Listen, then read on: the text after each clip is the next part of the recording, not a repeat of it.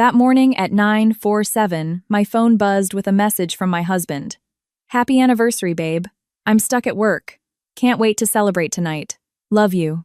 I was standing in the back office of my restaurant when I glanced through the glass window toward the dining room and my heart stopped. He was sitting there just 2 tables away from my office. He was kissing a woman with long red hair like they had done it 100 times before. I stood up, ready to walk straight to their table. But before I could move, a stranger blocked my path and whispered, "Wait, I know something bigger hasn't even begun yet. I'm so grateful you stayed with me through this journey. If this story touched your heart, please let me know in the comments. Where are you watching from? Your city, your country? I'd love to connect with you." And a quick note, while this story contains fictional elements for educational purposes, the lessons about trust and resilience matter deeply. On the morning of February 14th, 2024, a gray Wednesday, that marked exactly 2 years since Jake Carson and I exchanged vows under the cherry blossom arbor at Powell Butte Nature Park. I arrived at Rose's Kitchen at 7:30 a.m., 2 hours before the restaurant officially opened. Determined to spend the day preparing a special anniversary menu that would remind my husband why he fell in love with me in the first place. The back office smelled of flour and cinnamon from yesterday's batch of churros, and through the window that separated my workspace from the dining room, I could see Carmen setting up tables for the lunch service, while the morning light filtered through the large front windows overlooking Southeast Hawthorne Boulevard. I had chosen saffron risotto with Oregon morels for tonight's celebration. Jake's favorite dish, the one I made for him on our first date 5 years ago, and I was halfway through prepping the mise en place when my phone buzzed against the flour-dusted counter at exactly 9:47 a.m. The screen lit up with a text message from my husband that read, "Happy anniversary, babe. I'm stuck at work. Can't wait to celebrate tonight. Love you." And for a moment, I felt that familiar flutter in my chest. That stupid, hopeful feeling that maybe we were going to be okay after all the tension and distance that had crept between us over the past few months. I was reaching for my phone to reply when something through the glass partition caught my attention. Movement in the dining room. A flash of navy blue fabric, a familiar posture that made my heart stutter before my brain could process what I was seeing. I looked up from my desk and through the window that separated my back office from the main dining area. I saw him sitting there at a corner table near the front window less than 30 feet away, maybe 2 tables from where I stood, frozen behind the glass. Jake was sitting in my restaurant in the dining room of Rose's Kitchen, the restaurant where I worked every single day, the place he claimed he was avoiding this morning because he was stuck at work. He wore the navy blue jacket I had bought him last Christmas, the one with the leather patches on the elbows that he said made him look distinguished. And he was leaning back in his chair with the casual confidence of someone who had no idea he was being watched. But he was not alone. And the woman sitting across from him, a woman with long red hair that fell in glossy waves past her shoulders, was leaning forward with her hand resting on his arm. And then she stood, walked around the table, draped her arms around his neck from behind, and kissed him. Not a friendly peck on the cheek, not a quick congratulations or a casual goodbye. A real kiss. A deep, lingering, I know every inch of you kind of kiss. The kind where she tilted her head and he reached up to cradle her face with one hand the way he used to touch me before we got married. My phone slipped from my hand and clattered against the wooden desk, the screen still glowing with Jake's text message about being stuck at work. And time seemed to collapse into a single, unbearable moment, as I stood frozen behind the glass partition, unable to reconcile the loving message on my screen with the betrayal unfolding just 2 tables away in my own dining room. My brain scrambled desperately for explanations. Maybe it was not actually Jake. Maybe I was hallucinating from exhaustion. Maybe this was some elaborate surprise, but I knew that jacket. I knew the way he sat with his shoulders slightly hunched forward when he was relaxed. I knew the way he touched someone's face when he kissed them, because he used to kiss me exactly like that. And there was absolutely no mistaking what I was witnessing. I was about to push open the glass door that separated my office from the dining room, about to storm across those 30 feet and confront both of them in front of every customer. My hand already reaching for the doorknob, and my vision narrowing to a single point of white-hot rage when a hand gently but firmly gripped my shoulder from behind. I spun around my heart, hammering, and found myself face to face with a woman I hadn't seen in nearly 4 years. Detective Sarah Morgan, my friend from Lincoln High School, dressed in plain clothes with a black leather jacket and her police badge discreetly clipped to her belt. Her dark eyes were steady and serious, and there was something in her expression, a mix of concern and professional authority, that made me freeze in place. "Wait," she said quietly, her voice barely above a whisper but carrying the weight of absolute certainty. "Don't go out there yet, Zoe. I know something bigger hasn't even begun yet. She kept her hand on my shoulder, anchoring me in place when every muscle in my body was screaming at me to run into that dining room and destroy everything. I stared at her, my vision blurred with tears I hadn't realized were streaming down my face, my entire body shaking. Sarah, what are you? How did you even… My voice came out as a choked whisper. I was having coffee at the counter, she said, nodding toward the bar near the front where a half-empty ceramic mug still sat beside an open newspaper. I come here sometimes on my days off. I saw him come in about 20 minutes ago. I saw her kiss him, and I saw your face through that window just now, and I knew exactly what you were about to do. She tightened her grip on my shoulder. Zoe, if you confront him right now, if you walk out there emotional and unprepared without any evidence, you'll tip him off. You'll lose any chance of finding out what he's really planning. Trust me, I've worked enough domestic cases to know that men who are bold enough to cheat in their wife's own restaurant are usually capable of much worse. I need to know what's happening, I whispered, my voice breaking. Sarah's expression softened slightly. Then go home, she said firmly. Go home right now while he thinks you're still here working. Look through his things, his office, his computer, his phone records if you can access them. Find the evidence. Document everything. Take photos, save emails, make copies, and then call me. She pulled a business card from her jacket pocket and pressed it into my trembling hand. But if you confront him now in public, emotional without proof, he'll deny it. He'll gaslight you. He'll make you look paranoid and unstable. He'll cover his tracks before you even know what you're looking for. Don't give him that power. I looked back through the glass partition and saw that Jake was already standing, pulling his wallet from his pocket and tossing a $20 bill onto the table. The red-haired woman had disappeared.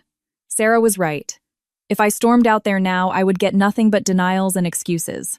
But if I stayed quiet, if I went home and searched his office while he thought I was safely occupied here, I might find the truth. Okay, I whispered. Okay. Sarah squeezed my shoulder once more. Be smart, Zoe. Be strategic, and call me when you have something. The second Jake walked out the front door at 9:52 a.m., I grabbed my coat and keys, my hands shaking, and I didn't say goodbye to Carmen. I didn't turn off the burner. I didn't untie my apron as I stumbled out the back door into the cold February drizzle. The drive to our house on Northeast 47th Avenue should have taken 12 minutes, but I made it in 8. When I pulled into the driveway, Jake's car wasn't there. I unlocked the front door and stepped into the oppressive silence where everything looked normal. The wedding photos on the wall, the throw pillows on the sofa, the coffee mug in the sink, except nothing was normal anymore. I walked to Jake's home office and found the door half open. On his desk were papers, dozens of them.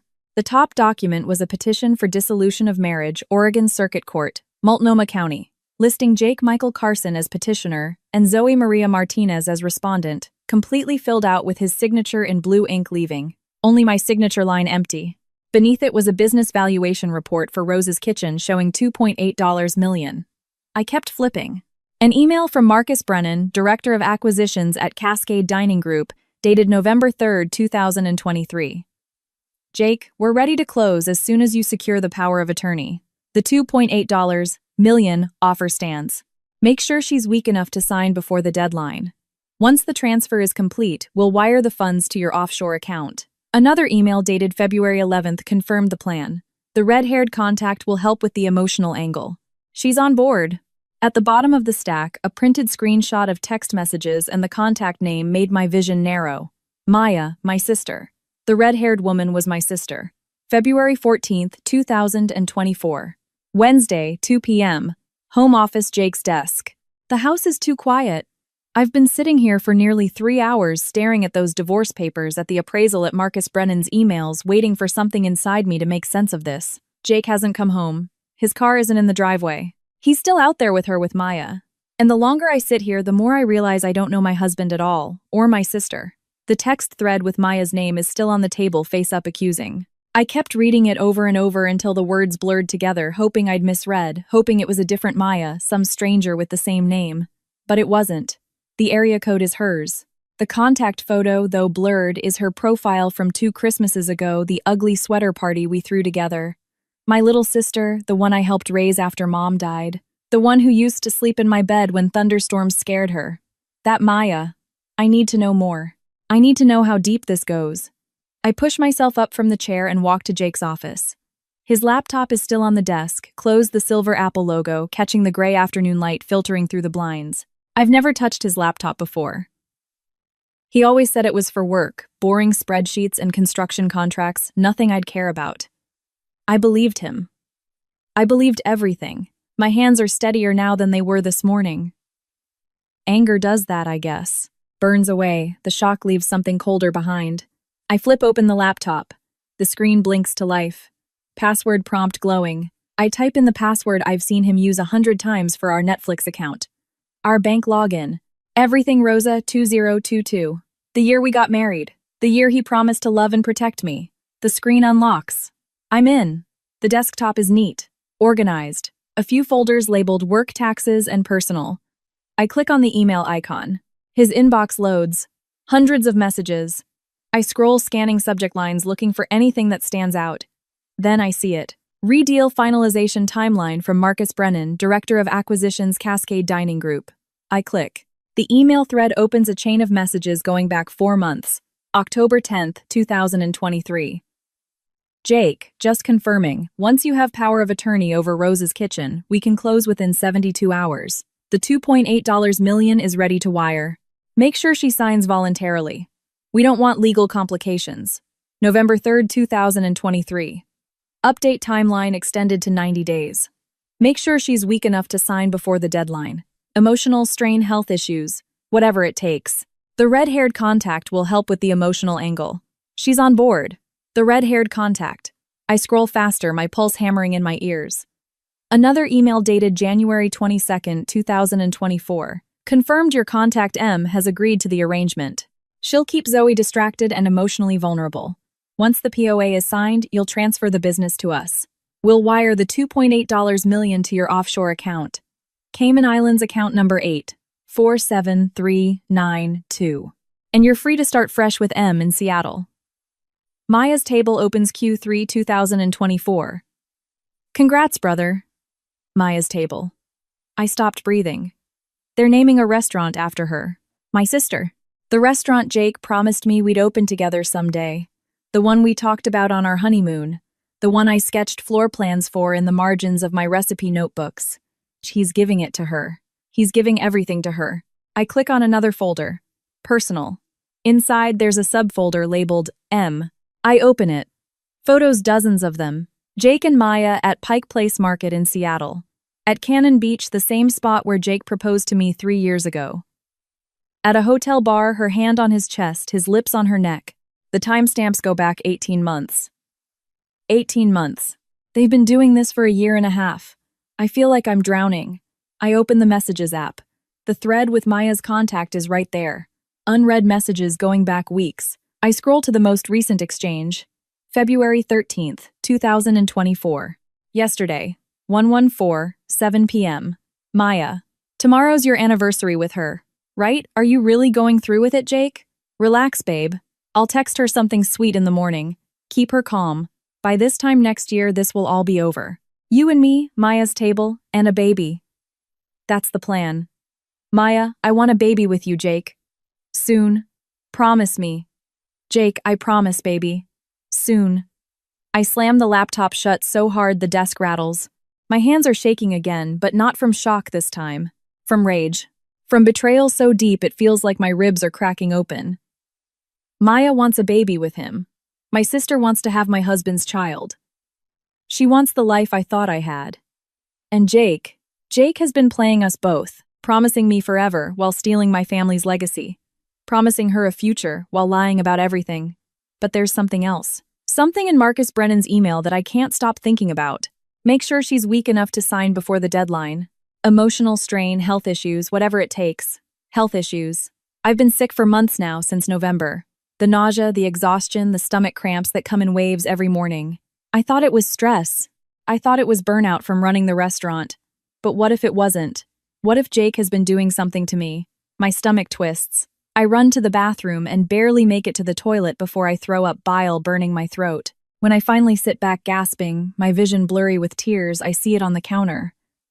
Jake's travel bag unzipped. Inside, tucked between his razor and deodorant, is a small brown bottle. I pick it up, hands trembling. The label reads Ipecac syrup. IPPC for inducing vomiting in cases of poisoning. Expiration date, March 2025. The bottle is half empty. I stare at it, my mind racing.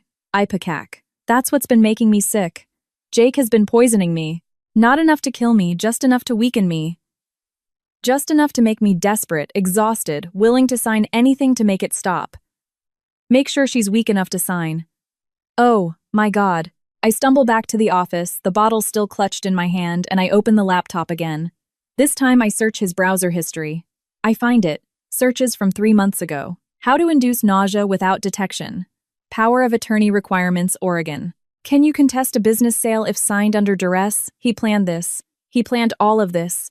And Maya, my sister, my blood, she helped him. I don't know how long I sit there staring at the screen, the pieces clicking into place like shards of broken glass cutting deeper and deeper.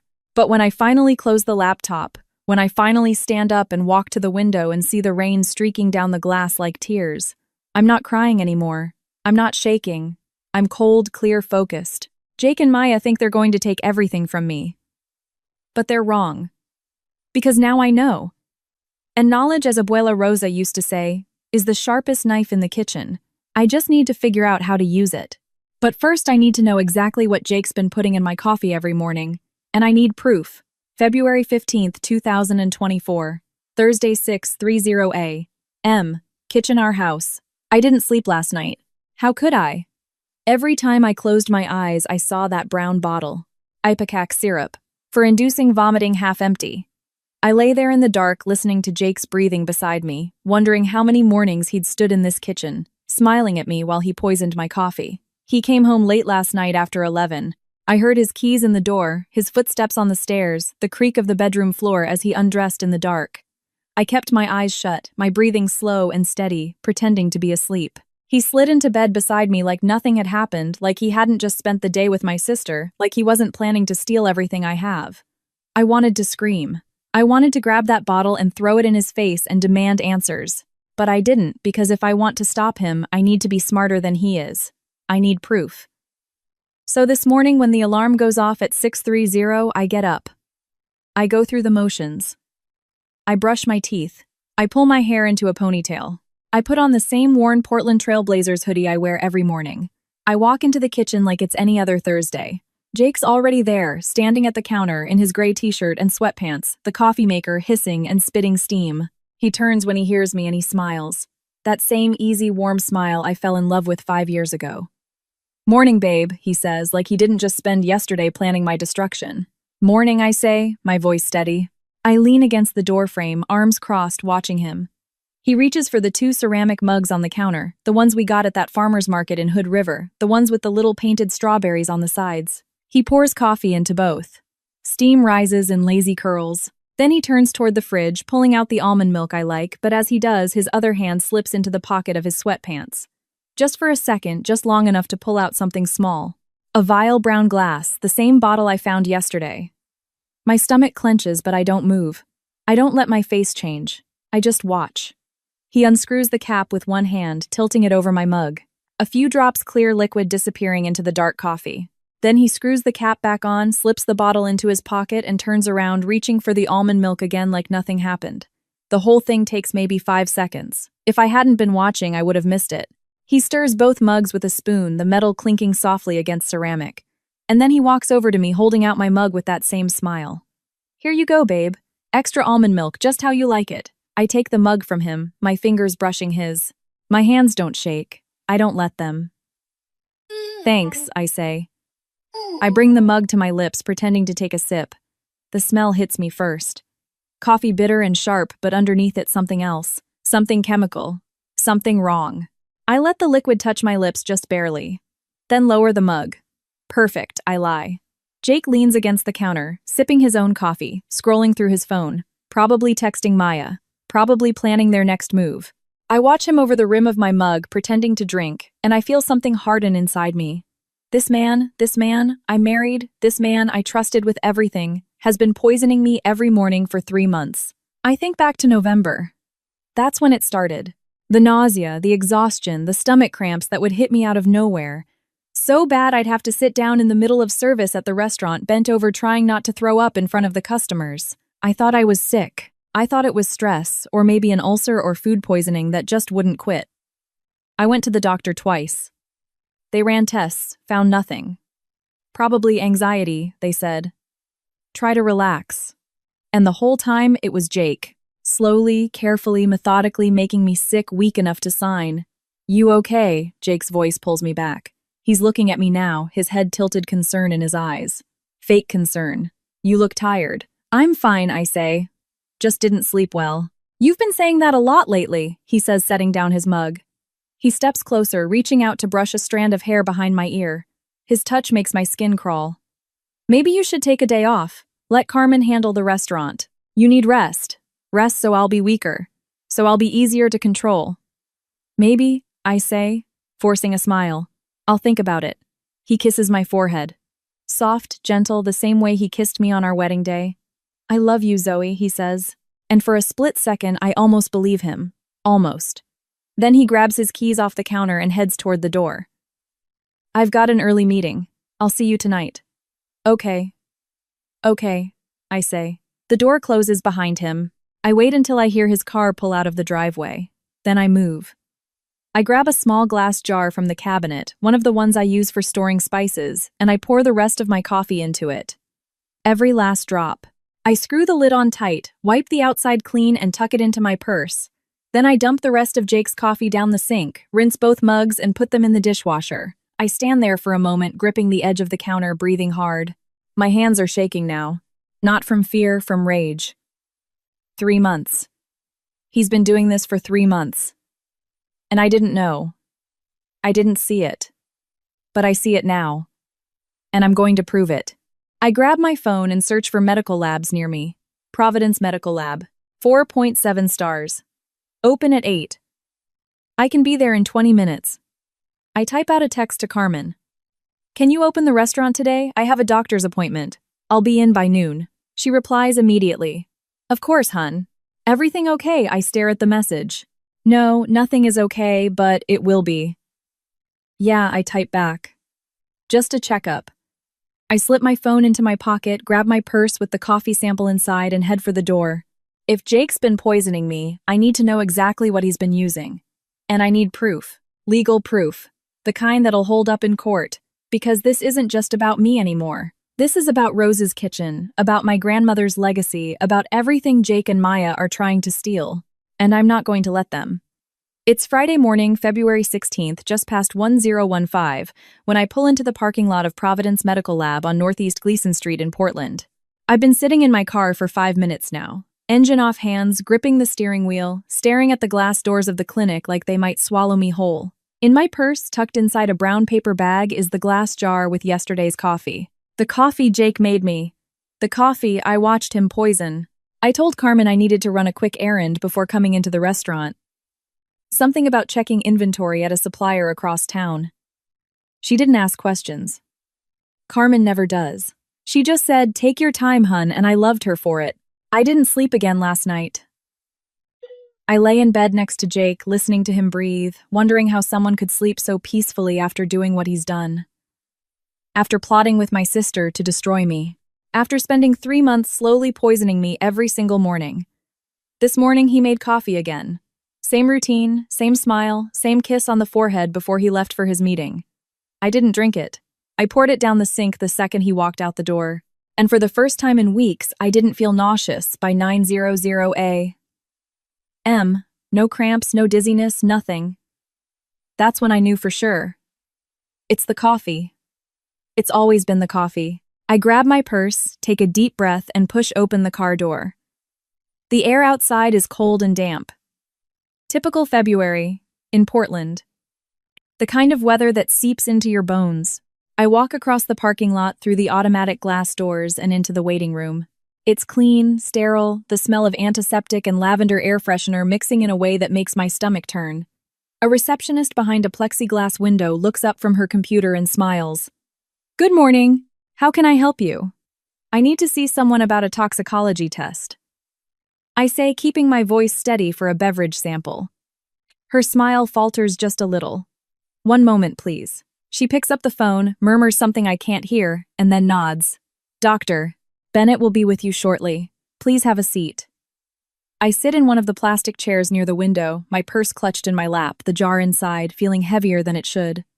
Around me, other patients wait quietly. An older man with a cane. A young woman scrolling through her phone. A mother with a fussy toddler. Normal people doing normal things. I wonder if any of them are here because their husband is trying to kill them. Probably not. After what feels like an eternity but is probably only 10 minutes, a door opens and a woman in a white coat steps out. She's maybe early 40s, dark hair pulled back in a neat bun, warm brown eyes behind wire-rimmed glasses. Zoe Martinez, she calls. I stand. That's me. I'm Dr. Rachel Bennett, she says, extending her hand. Her grip is firm, professional. Come on back. I follow her down a narrow hallway, into a small exam room. She gestures to a chair and I sit. She closes the door and takes a seat across from me, folding her hands on the desk between us. So she says gently, "The receptionist mentioned you'd like a toxicology screening on a beverage. Can you tell me a little more about that?" I reach into my purse and pull out the jar, setting it on the desk between us. The coffee inside has settled a thin film on the surface, dark and murky. I need to know if there's anything in this, I say. Anything that shouldn't be there. Poison, drugs, chemicals, anything. Dr. Bennett picks up the jar, holding it up to the light, examining it. And where did this come from? I hesitate. My husband made it for me yesterday morning. Her eyes flick to mine. There's a pause, heavy and loaded. And you're concerned because I've been sick, I say the words coming out faster now. For 3 months. Nausea, vomiting, exhaustion, stomach cramps. My regular doctor ran tests. They found nothing. But yesterday, I didn't drink the coffee my husband made me, and today I feel fine. No symptoms, nothing. Dr. Bennett sets the jar down carefully. Her expression is calm, but I can see the concern in her eyes. Zoe, I have to ask, do you feel safe at home? The question hangs in the air between us. Not anymore, I admit. But I can't do anything until I have proof. Legal proof. That's why I'm here. She nods slowly, her gaze steady on mine. Okay, I understand. We can run a comprehensive toxicology panel on this sample. It'll screen for common poisons, prescription drugs, over-the-counter medications, and a range of chemical substances. How long will it take? 72 hours, she says. We'll call you as soon as the results are in. And it'll hold up in court if I need it to. If you're planning to pursue legal action, yes. Our lab is CLIA certified. The results are admissible in court. She pauses. But Zoe, if you're in immediate danger. I'm not, I say quickly. Not yet. He doesn't know I know. And I need to keep it that way until I have everything I need to stop him. Doctor. Bennett studies me for a long moment, then nods. All right. The test will cost $127.50.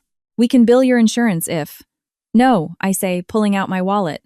I find the old credit card, the one that belonged to my mother before she died, the one I kept for emergencies. I'll pay cash. Or this card. Just don't put it through insurance. She doesn't ask why. She just takes the card, processes the payment, and hands me a receipt. We'll call you Monday afternoon, she says. If you need anything before then, if you feel unsafe, please call 911. Or call me. She hands me her business card. I take it, slipping it into my purse along with the receipt. Thank you, I say, and I mean it. She walks me back to the waiting room, her hand resting briefly on my shoulder. Take care of yourself, Zoe. I walk out of the clinic and back to my car, the cold air biting at my face. I sit behind the wheel for a moment, breathing hard, my hands shaking. Now that it's over. 72 hours. 3 days. By Monday, I'll know for sure what Jake's been putting in my coffee. And once I have that proof, I can start planning my next move. I start the car and pull out of the parking lot, heading toward Rose's kitchen. As I drive, I realize something. I feel better today. Clearer, sharper. My stomach isn't churning. My head isn't pounding. For the first time in months, I feel like myself again. And that scares me almost as much as the poison, because it means Jake was winning. He was breaking me down piece by piece, and I didn't even see it. But I see it now. 72 hours. Just 72 more hours, and I'll know if my husband has been poisoning me. And then I'll know exactly what I need to do to stop him. It's Monday afternoon, February 19th, 2024, and I'm in the kitchen at Rose's kitchen, prepping mise en place for the dinner rush, when my phone buzzes in my apron pocket. I wipe my hands on a towel and pull it out. Unknown number, Portland area code. My chest tightens. I step into the back office and answer. Hello, Zoe. It's Dr. Rachel Bennett from Providence Medical Lab. Her voice is calm but edged with something I can't quite place. Urgency, maybe, or concern. Can you come to the clinic right away? I have your results, and I think we need to discuss them in person. My stomach drops. Is it? Did you find something? Yes, she says quietly. And I think you'll want to see this as soon as possible. I tell Carmen I need to step out for an hour, grab my coat and keys, and I'm in my car before I can think twice. The drive to the clinic takes 12 minutes, but it feels like 12 hours. My hands are steady on the wheel, but my mind is racing. They found something. They found proof. By the time I pull into the parking lot, my heart is hammering so hard I can feel it in my throat. Dr. Bennett is waiting for me in the same exam room as before. She stands when I walk and gestures to the chair, and closes the door behind me. On the desk between us is a manila folder. She sits, opens it, and slides a printed lab report across to me. Zoe, she says gently, the results came back this morning. I wanted to call you right away, but I needed to double-check with the lab first because this is serious. I stare down at the report. The page is dense with technical jargon rows of chemical names and concentration levels, but one line near the top is highlighted in yellow. Ipecac syrup detected 15 milliliters per 250 milliliters sample. My vision blurs for a second. I blink hard, forcing myself to focus. Ipecac, I say, my voice barely above a whisper. That's the stuff that makes you throw up, right? Yes, Dr. Bennett says. It's a syrup used to induce vomiting in cases of poisoning. It used to be common in first aid kits, but it's not recommended anymore because it can be dangerous if misused. At this concentration, 15 milliliters in a standard cup of coffee, it wouldn't kill you outright, but it would cause chronic nausea, vomiting, fatigue, abdominal pain, and general weakness over time. I look up at her. For how long? If administered daily over several months, it could have severe cumulative effects. Dehydration, electrolyte imbalance, muscle weakness, even damage to the gastrointestinal lining. She pauses. Zoe, someone has been poisoning you deliberately. And based on what you've told me, it's been going on for at least 3 months. The room tilts. I grip the edge of the desk, forcing myself to stay present. 3 months. November. That's when it started. The nausea, the exhaustion, the cramps. I thought I was sick. I thought I was stressed. I thought it was my fault. But it was Jake. Every single morning for 3 months, he smiled at me, kissed me, handed me a cup of coffee, and poisoned me. Zoe, Dr. Bennett says, leaning forward, her voice firm but kind. You need to go to the police right now. This is a crime. Whoever did this to you is committing assault, possibly attempted murder, depending on the circumstances. You need protection. I shake my head slowly. I can't. Why not? Because I need more than this, I say, tapping the report. I need more evidence. I need to know exactly what he's planning. If I go to the police now, he'll just deny it. He'll say I'm making it up or that I put the Ipecac in the coffee myself to frame him. He's smart. He's got money. He's got lawyers. And he's already planning to take everything from me. Dr. Bennett's face hardens. Zoe, if he's poisoning you, he could escalate. You're in danger. I know, I say quietly, but I'm not drinking his coffee anymore. I stopped 4 days ago. He doesn't know I know, and I need to keep it that way until I have everything I need to stop him for good. She studies me for a long moment, then nods slowly. All right, but promise me if you feel unsafe, if anything changes, you call 911. Or you call me. She pulls out a business card and writes a second number on the back. That's my personal cell, day or night. I take the card, fold the lab report carefully, and tuck both into my purse. Thank you, Dr. Bennett, for everything. She walks me to the door, her hand resting briefly on my shoulder. Be careful, Zoe. I walk back to my car, the lab report heavy in my bag. Proof of what Jake has done to me. Proof that he's been systematically breaking me down, making me weak, making me desperate. Also, I'd sign over Rose's kitchen without a fight. Make sure she's weak enough to sign. That's what Marcus Brennan's email said. And Jake followed through. He poisoned me. Every morning for 3 months, he looked me in the eye and poisoned me. I sit in the driver's seat, hands on the wheel, staring at nothing. The anger I've been carrying for the last 5 days crystallizes into something sharper, something colder. Jake thinks he's winning. He thinks he's broken me. But he's wrong because now I have proof. Legal, documented, lab-certified proof. And that changes everything. I start the car and pull out of the parking lot, my mind already moving to the next step. Jake doesn't just want Rose's kitchen. He wants me gone. And Maya, my own sister, is helping him. But they made a mistake. They underestimated me. They thought I'd be too weak, too sick, too broken to fight back. They didn't count on me finding that bottle. They didn't count on me testing the coffee. And they sure as hell didn't count on me having a backup plan. Because I do. I've always had one. My grandmother made sure of that. Abuela Rosa didn't just leave me the restaurant. She left me something else. Something Jake and Maya and Marcus Brennan don't know about. Something I haven't touched in 5 years, not since the day I inherited it. But now I think it's time to use it. Jake wanted to weaken me. He wanted to destroy me. But he doesn't know I've just found my weapon. And by the time he realizes what's happening, it'll be too late. It's Tuesday evening, February 20th, just past 7, and I'm standing in the doorway of Abuela Rosa's old bedroom, the room that used to be hers before she died 5 years ago. The room I've barely touched since. The house is quiet. Jake texted an hour ago to say he's working late, which means he's probably with Maya. I don't care anymore. Let him dig his own grave. I came here tonight because I needed to be somewhere that felt safe, somewhere that felt like her. The room still smells faintly of her perfume Chanel. Number 5. The only luxury she ever allowed herself. The walls are still lined with old photographs.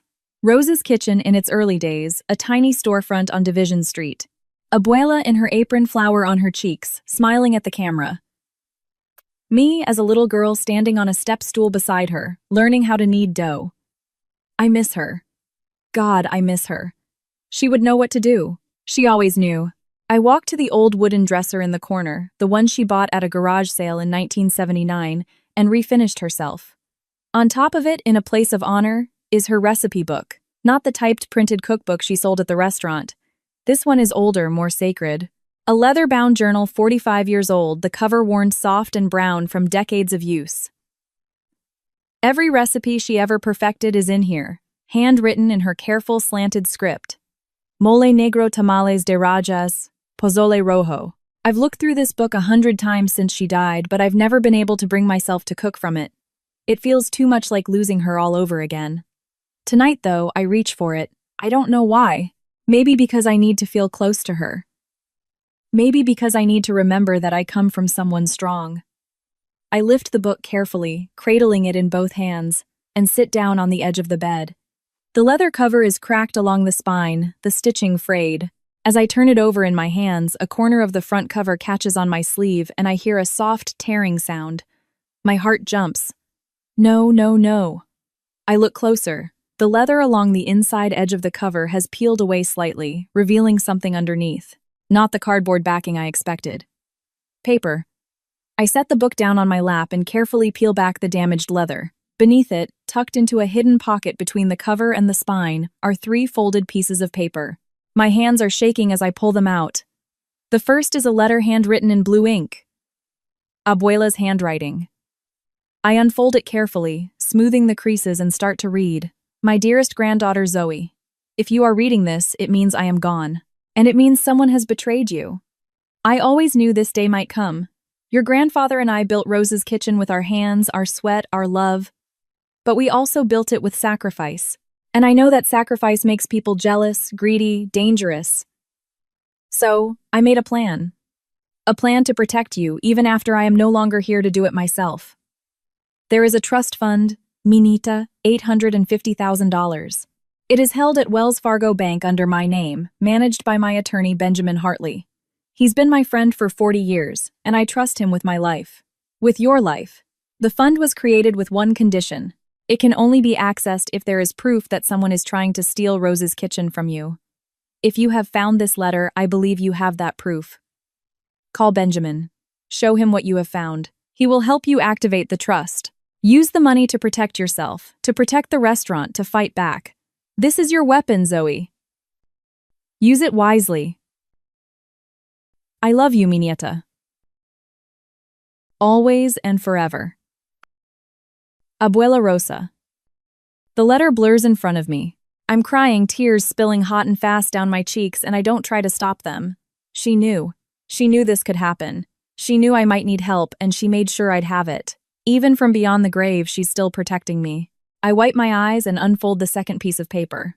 It's a certificate from Wells Fargo Bank, dated January 201510 years ago. Rosa Martinez Family Trust Fund. Principal amount $850,000. The third paper is a business card. Benjamin Hartley, attorney at law. Hartley and Associates. A phone number is printed beneath his name. I sit there for a long time holding the letter in one hand and the certificate in the other, the book still open on my lap. $850,000. That's more than enough to hire the best lawyers in Portland. More than enough to fight Jake and Marcus Brennan in court.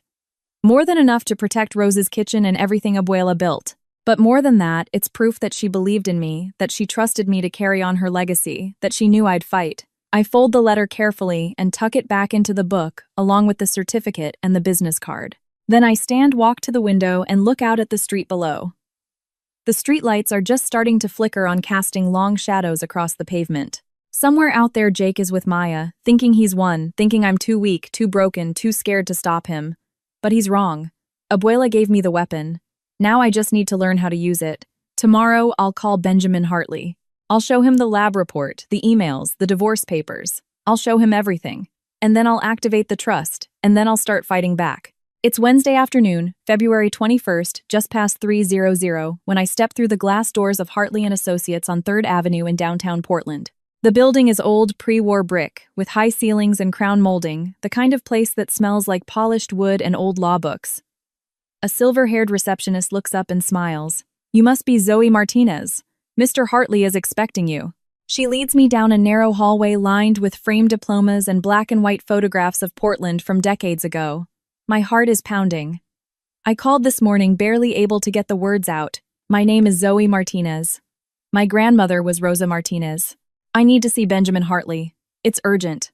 Within 30 seconds, they'd booked me for 3:00 p.m. Now here I am, clutching my purse with Abuela's letter, the lab report, the emails, the divorce papers, everything folded carefully inside a manila envelope. The receptionist stops at a wooden door with a brass nameplate. "Benjamin Hartley Esq." She knocks once, then opens it. "Zoe Martinez is here." "Send her in," a voice says from inside. Warm, steady. I step into the office and he's already standing, coming around from behind his desk. Benjamin Hartley is exactly as I imagined. Mid-60s, silver hair combed neatly back, wire-rimmed gold glasses, a tailored gray suit that's seen better days, but still fits him with dignity. He extends his hand. "Zoe," he says, and there's something in the way he says my name, like he's known me my whole life, that makes my throat tighten. "Please sit down." I sink into one of the leather chairs, and he sits across from me, folding his hands on the desk. For a moment he just looks at me, his expression soft, sad. "You look just like her," he says quietly. "Rosa. Same eyes. Same fire." I blink hard, willing myself not to cry. "Not yet. You knew her well." "For 40 years, he says. "She came to me in 1984 when she was opening Rose's Kitchen. We became friends. She was one of the strongest women I've ever known. She told me about you all the time, how proud she was." My chest aches. "She told you about the trust fund." "She did," he says, his expression turning serious. 10 years ago. She set it up with money she'd saved over 30 years. $850,000. She made me promise not to tell anyone, not even you, unless someone tried to take Rose's Kitchen from you. I nod slowly. "Someone is." I pull the manila envelope from my purse and set it on the desk. Benjamin opens it carefully, pulling out each document. First, Abuela's letter. He reads it slowly, and I see his jaw tighten. Then the lab report from Providence Medical Lab. His eyes widen when he sees the word Ipecac. Then the divorce papers with Jake's signature. Then the printed emails from Marcus Brennan. He reads every line, his face growing darker with each page. When he's finished, he sets the papers down and looks at me. "Zoe," he says, his voice steady but edged with anger. "This is not just fraud. This is attempted murder." "I know," I say quietly. "That's why I'm here. I need help." Benjamin leans forward. "You have me. And you have Rosa, even now. She knew someone might come after you after the restaurant. That's why she created the trust with that condition. It can only be activated if there's proof someone is trying to steal Rose's Kitchen." He taps the documents. "And this is proof. Clear, documented, undeniable proof." Relief floods through me. "So I can access the money." "Yes," he says. "But we need to act fast. I'm going to file an emergency petition with the Multnomah County Court today. We'll request 3 things. First, a temporary restraining order to freeze all marital assets, including Rose's kitchen. That'll prevent Jake from selling or transferring ownership. Second, immediate activation of the trust fund, so you have financial resources. And third, an investigation into Jake Carson's fraudulent activities, forgery, conspiracy to commit fraud, and poisoning. My heart is racing. How long will that take? For an emergency petition like this, with evidence this strong, the court can rule within 48 hours. If the judge grants it, Jake won't be able to touch Rose's kitchen and you'll have full access to the $850,000. I let out a breath I didn't know I was holding. And the poisoning Benjamin's expression darkens. That's a criminal matter. The court can order an investigation, but you'll need to work with the police. Do you have a contact there? I think of Sarah? Detective Sarah Morgan, my friend from high school. I haven't called her yet, but maybe it's time. I do, I say. Benjamin nods. Good, because once we file this petition, Jake is going to know something's wrong. He's going to panic. And panicked people do dangerous things. You need someone watching your back. I will, I say. He stands and I stand with him. He walks around the desk and places a hand on my shoulder the same way Abuela used to. Rosa loved you more than anything, Zoe. She would be so proud of you right now. My eyes burn with tears, but I let them fall. I miss her so much. I know, he says gently. But she's still here. In you. In Rose's kitchen. In the fight, you're about to win. I leave his office an hour later with a copy of the emergency petition in my purse and a court date set for Friday morning, February 23rd. As I walk to my car, the late afternoon sun breaking through the Portland clouds, I feel something I haven't felt in weeks. Hope. Abuela protected me even after she died. She gave me the weapon I needed. And now with Benjamin's help, I'm going to use it. But Jake is still out there, still plotting, still dangerous. I need someone who can help me catch him in the act. Someone who can make sure he goes to prison for what he's done. I pull out my phone and scroll through my contacts until I find the name. Sarah Morgan. I haven't talked to her in months, but if there's anyone who can help me now, it's her. I hit call. It's Saturday morning, February 24th, just past 11, when I slide into the corner booth at Stumptown Coffee Roasters on Southeast Division Street, ordering black coffee with no cream and no sugar. 10 days have passed since Detective Sarah Morgan stopped me from confronting Jake and my sister in my own restaurant. And now I'm here because I finally have concrete evidence to show her. Yesterday, the court granted Benjamin Hartley's emergency petition. Jake can't touch Rose's kitchen anymore. The restraining order is in place, and the trust fund Abuela left me is activated. But a restraining order isn't enough. I need Jake in prison. That's why I called Sarah last night. Sarah walks through the door at 1115, dressed in jeans and a black leather jacket, her badge clipped to her belt, and she moves through the crowded coffee shop with the same alert posture she had 10 days ago. She spots me immediately and slides into the booth across from me. Zoe, she says quietly, how are you holding up? I meet her eyes. I'm holding up because you stopped me that day. If you hadn't been there, I would have blown everything. Thank you, Sarah. She nods. I'm glad I was there. So what did you find? I pull out a thick manila folder and slide it across the table. I found a lot more than an affair. Jake has been systematically poisoning me for 3 months, conspiring with a business developer named Marcus Brennan to steal my restaurant through fraud and planning something worse. Sarah's expression shifts to professional focus as she opens the folder. I watch her eyes widen at the toxicology report from Providence Medical Lab. Her jaw tighten at the emails between Jake and Marcus, her face darken with each page. The first document is the lab report dated February 19th, showing the coffee sample contained 15 milliliters of ipecac syrup per 250 milliliters, enough to cause chronic nausea, vomiting, dehydration, and severe weakness. Jesus, Sarah mutters. He's been poisoning you for how long? 3 months.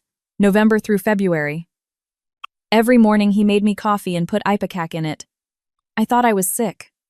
Doctors found nothing. The whole time it was Jake weakening me, so I'd be too exhausted to fight when he tried to steal the restaurant. Sarah flips to the email chain between Jake and Marcus spanning October through January, reading the phrases burned into my memory.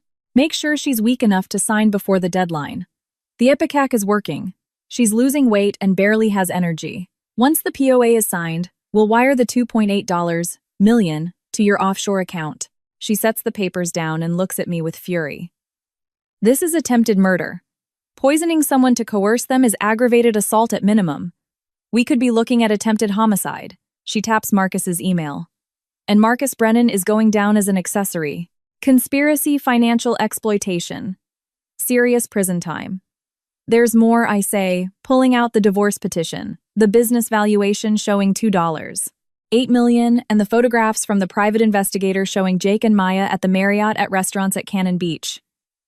Sarah goes through everything methodically, taking notes, and when she finishes, she exhales slowly. This is one of the most documented cases of domestic abuse and fraud I've seen in 10 years. Toxicology evidence, emails, financial records, forged documents, photographs. Do you want me to arrest Jake right now? I shake my head. Benjamin said the evidence is strong but circumstantial. The lab proves Ipecac was in the coffee, not that Jake put it there. The emails prove Marcus wanted to buy the restaurant, not that Jake was actively coercing me. If we arrest him now, his lawyer will argue reasonable doubt. I lean forward. I need direct evidence. Video of Jake poisoning my coffee, audio of him admitting it or catching him committing a new crime, something with no room for interpretation. Sarah nods. We set a trap. Install hidden cameras in your house kitchen anywhere he prepares food. Oregon is one-party consent, so you can legally record conversations without telling him. And you can record what happens in your home since it's marital property. Get him talking. Ask careful questions that make him feel safe, and get him to admit what he's been doing. She flips through the papers. What about Marcus and your sister? My jaw tightens. Follow them. Document their meetings. If I catch Jake, Marcus, and Maya together discussing the plan, that's conspiracy. 3 people coordinating fraud. That's a slam dunk, right? Sarah squeezes my hand, her expression fierce. We're going to get him, Zoe. I promise. But be smart and patient. If Jake finds out you're onto him before we have airtight evidence, he could escalate. Poisoning you was already dangerous. If he panics, he might do something worse. She pulls out a business card and writes a second number on the back. That's my personal cell. If anything happens, if you feel unsafe, if Jake threatens you, or anything goes wrong, call 911 first. Then call me immediately, day or night. Understood. I take the card and nod. Understood. Thank you, Sarah. She gives me a small smile. You're stronger than you think, but I'm glad I can help. She stands, gathering the folder. I'm going to run background checks on Marcus Brennan and look into his financial connections with Jake. You buy cameras, set them up, and document everything.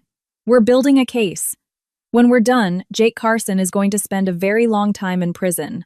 I watch her walk out, and for the first time since my world fell apart, I feel something that almost resembles hope. It's Wednesday night, February 28th, 9:45, and I'm sitting cross-legged on my bed with my laptop open, headphones in, watching footage from the hidden camera I installed 4 days ago. The camera is tiny, smaller than a lipstick tube tucked inside a picture frame on Jake's desk, a photo of us on our wedding day, smiling like we meant forever. I bought it on Amazon for $89, 2-day shipping. It records video and audio, saves everything to a cloud account Jake doesn't know exists. Sarah told me to document everything, so that's what I'm doing. I've been reviewing footage every night after Jake goes to bed, fast-forwarding through hours of him typing emails, scrolling through his phone, making calls. Most of it is useless.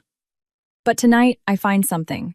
The timestamp on the video reads, February 27th, 2:024247 p.m., yesterday afternoon.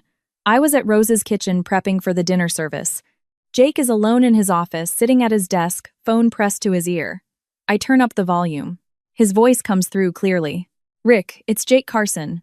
We met last month at the contractor meetup in Beaverton. A pause.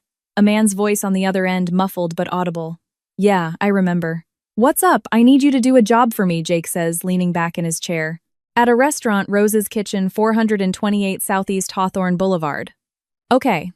What kind of job? Gas line inspection, Jake says smoothly. But I need you to do something specific. I need you to loosen one of the valves. Not much, just enough so there's a slow leak. Something that won't be noticeable right away. There's a long silence on the other end. Then, you serious, dead serious, Jake says. And I'll pay you $5,000 cash. No receipt, no paperwork, just you, me, and the job. Another pause. Longer this time. If there's a gas leak and someone's inside.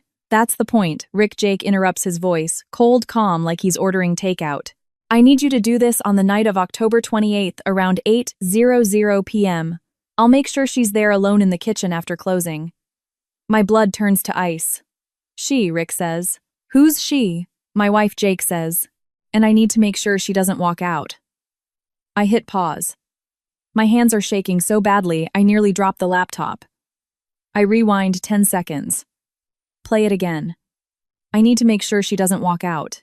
I play it a third time, a fourth. Each time the words hit me like a fist to the chest. Jake isn't just planning to steal Rose's kitchen. He's planning to kill me. He's hiring someone to rig a gas leak to blow up the restaurant with me inside. I press play again, forcing myself to keep watching. On screen, Rick's voice comes back quieter, now uncertain. Man, I don't know. That's really dangerous. If someone dies, no one's going to trace it back to you, Jake says, cutting him off. It'll look like an accident. Old building, faulty gas line, tragic explosion. The fire marshal will rule it accidental. My wife will be gone. I'll inherit the restaurant as her widower, and I'll sell it the next day. Clean. Simple, end quote. And you'll have $5,000 in your pocket. I need to think about it, Rick says finally. You've got until March 15th, Jake says. After that, the offer's off the table. Call me. Call me, the line goes dead. Jake sets his phone down, stretches, and goes back to typing on his laptop like he didn't just hire someone to murder me. I close the laptop and sit there in the dark, staring at nothing.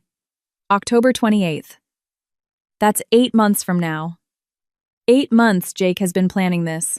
8 months he's been living with me, kissing me, pretending to love me, all while plotting my death. I think I'm going to be sick. I get up, stumble to the bathroom, and splash cold water on my face. When I look in the mirror, the woman staring back at me looks like a stranger. Pale, hollow-eyed, terrified, but underneath the fear, there's something else. Anger. White, hot, burning anger. Jake poisoned me for 3 months. He forged my signature. He conspired with Marcus Brennan to steal my grandmother's restaurant. He slept with my sister, and now he's trying to kill me. He wants me dead, gone, erased, so he can take everything I have and start over with Maya. I grip the edge of the sink, breathing hard. No, I'm not going to let him. I go back to the bedroom, open my laptop, and export the video file. I save 3 copies, one to my phone, one to a USB drive. I hide in my purse, one to a private email account Jake doesn't know about. Then I open my messages and text Sarah. I have something. Can you meet tomorrow morning? It's urgent. She replies 30 seconds later. 7 a.m. My office. What is it? I hesitate, then type. Jake hired someone to kill me. I have it on video. 3 dots appear. Then Jesus Christ, Zoe. Are you safe right now? Yes, he's asleep. I'm fine. Lock your bedroom door. Don't let him in. And I'll see you at 7. I lock the door. Then I sit back down on the bed, laptop open, and watch the video one more time. October 28th. Jake chose the date. He chose the method. He chose the place. But he made one critical mistake. He didn't know I was watching. He didn't know I was recording. And now I have proof. Direct, undeniable, prosecutable proof that Jake Carson tried to hire someone to murder me. Tomorrow I'll give it to Sarah and then we'll stop him. But tonight I sit here in the dark listening to my husband breathe in the next room and I realize something. I'm not afraid anymore. I'm ready. October 28th is 8 months away. But Jake doesn't know that I already know. And by the time he realizes, it'll be too late. It's Tuesday afternoon, March 5th, just past 4:00, when I walk into the office of Anderson Investigations on Southwest Morrison Street in downtown Portland. The place smells like old coffee and cigarette smoke, even though there's a no smoking sign on the wall. A man in his 50s gray hair buzzed short sits behind a cluttered desk covered in manila folders and empty styrofoam cups. He looks up when I walk in. Zoe Martinez, that's me. Tom Anderson. He stands, shakes my hand with a firm grip. Have a seat. I sit in the chair across from his desk, my purse clutched in my lap. I hired Tom 5 days ago, right after I showed Sarah the video of Jake hiring Rick Donovan to kill me. Sarah opened an official investigation, filed for a warrant, and told me to lie low. But I couldn't just sit around waiting. I needed to know more. I needed to understand why Jake was doing this, and I needed to know how deep Maya's involvement went. So I hired Tom. I asked him to follow Jake and Maya to document everything to find out what they were planning. Now Tom slides a thick folder across the desk toward me. Preliminary report, he says. I've been tailing them for 5 days. They're not subtle. I open the folder. The first page is a typed summary. The second page is photographs. Lots of them. Jake and Maya entering the Marriott Downtown Hotel on Southwest 6th Avenue. Jake and Maya sitting at a corner table at Clyde Common, holding hands. Jake and Maya kissing in the parking lot of a Fred Meyer grocery store. My stomach twists, but I keep reading. They meet 3 times a week, Tom says, leaning back in his chair. Always at the Marriott. Always between 2 and 5:00 p.m. When you're working at the restaurant. They check in under a fake name, Mr. and Mrs. Thompson. Jake pays cash. I nod slowly, flipping through the photos. What else? Your sister's seeing a fertility specialist, Tom says. Portland Fertility Center on Northeast Gleason. I followed her there twice last week. She has standing appointments every Tuesday and Thursday at 1000 a.m. I look up. Fertility specialist. Yeah, she's trying to get pregnant. Tom pulls out another photo. Maya walking out of the clinic, a folder tucked under her arm. From what I could see, she's been going since January. Looks like she's serious about starting a family. My chest tightens. Maya wants a baby with Jake, my husband. Does she know he's married? I ask quietly. Tom shrugs. Hard to say for sure, but based on their behavior, I'd guess yes. They act like a couple planning a future together. Long-term stuff. She talks about opening a restaurant called Maya's Table. He talks about moving to Seattle. They're not hiding it from each other, just from you. I close my eyes, breathing slowly. What about this? Tom slides another photo across the desk. It's a shot of Jake and Maya sitting at a coffee shop, Powell's City of Books Cafe. Jake is holding a piece of paper, showing it to Maya. She's reading it, smiling. Took that yesterday, Tom says. Couldn't get close enough to see what it was, but it looked official. Medical documents, maybe. I stare at the photo. Medical documents. A thought occurs to me. Can I see that again? Tom hands me the photo. I zoom in on my phone camera, enlarging the image. The paper in Jake's hand has a logo at the top, Oregon Wellness Clinic, and underneath in small print, Patient Jake Carson. Diagnosis: low sperm count due to prior injury. Treatment: testosterone therapy to improve sperm quality. Estimated completion: December 2024. My heart stops. What is it? Tom asks. I need to make a call, I say, pulling out my phone. I dial Sarah. She answers on the second ring. Zoe, everything okay? I need you to check something for me, I say. Jake's medical records. Specifically, I need to know if he's ever had a vasectomy. There's a pause. Why? Because I think he's lying to Maya. He gave her fake medical documents saying he's being treated for low sperm count. But I need to know the truth. Hang on, Sarah says. I hear typing in the background. Since we opened the criminal investigation last week, I have a warrant to access his records. Give me a minute. I wait, my heart pounding. Tom watches me, curious but silent. Okay, Sarah says finally. I'm looking at his file now. Jake Michael Carson, date of birth April 12th, 1988, and... Jesus, Zoe. What, he had a vasectomy, Sarah says slowly. August 15th, 2019, at Oregon Health and Science University. It's right here in his file. Permanent sterilization procedure. No reversals on record. 2019, 3 years before he married me. He's been lying to me this entire time. Sarah, I say, my voice shaking. He told me he wasn't ready to have kids yet. He said we'd talk about it in a few years. He lied, Sarah says quietly. And if he gave your sister fake medical records saying he's being treated for fertility issues, he's lying to her too, I finish. I hang up, my hands trembling. Tom is still watching me. Bad news, he had a vasectomy, I say. 5 years ago. And he's been lying to both of us. I pull out my laptop and log into the cloud account where I've been saving all the evidence. I search through the messages I copied from Jake's phone 2 weeks ago before he changed his password. And there it is. A text from Jake to Marcus Brennan dated February 25th. Keep them hoping, bro. Hope is the best drug. As long as Zoe thinks I'll give her kids someday, she won't leave. And as long as Maya thinks she's getting pregnant, she'll do whatever I ask. Easy. I read it twice. 3 times.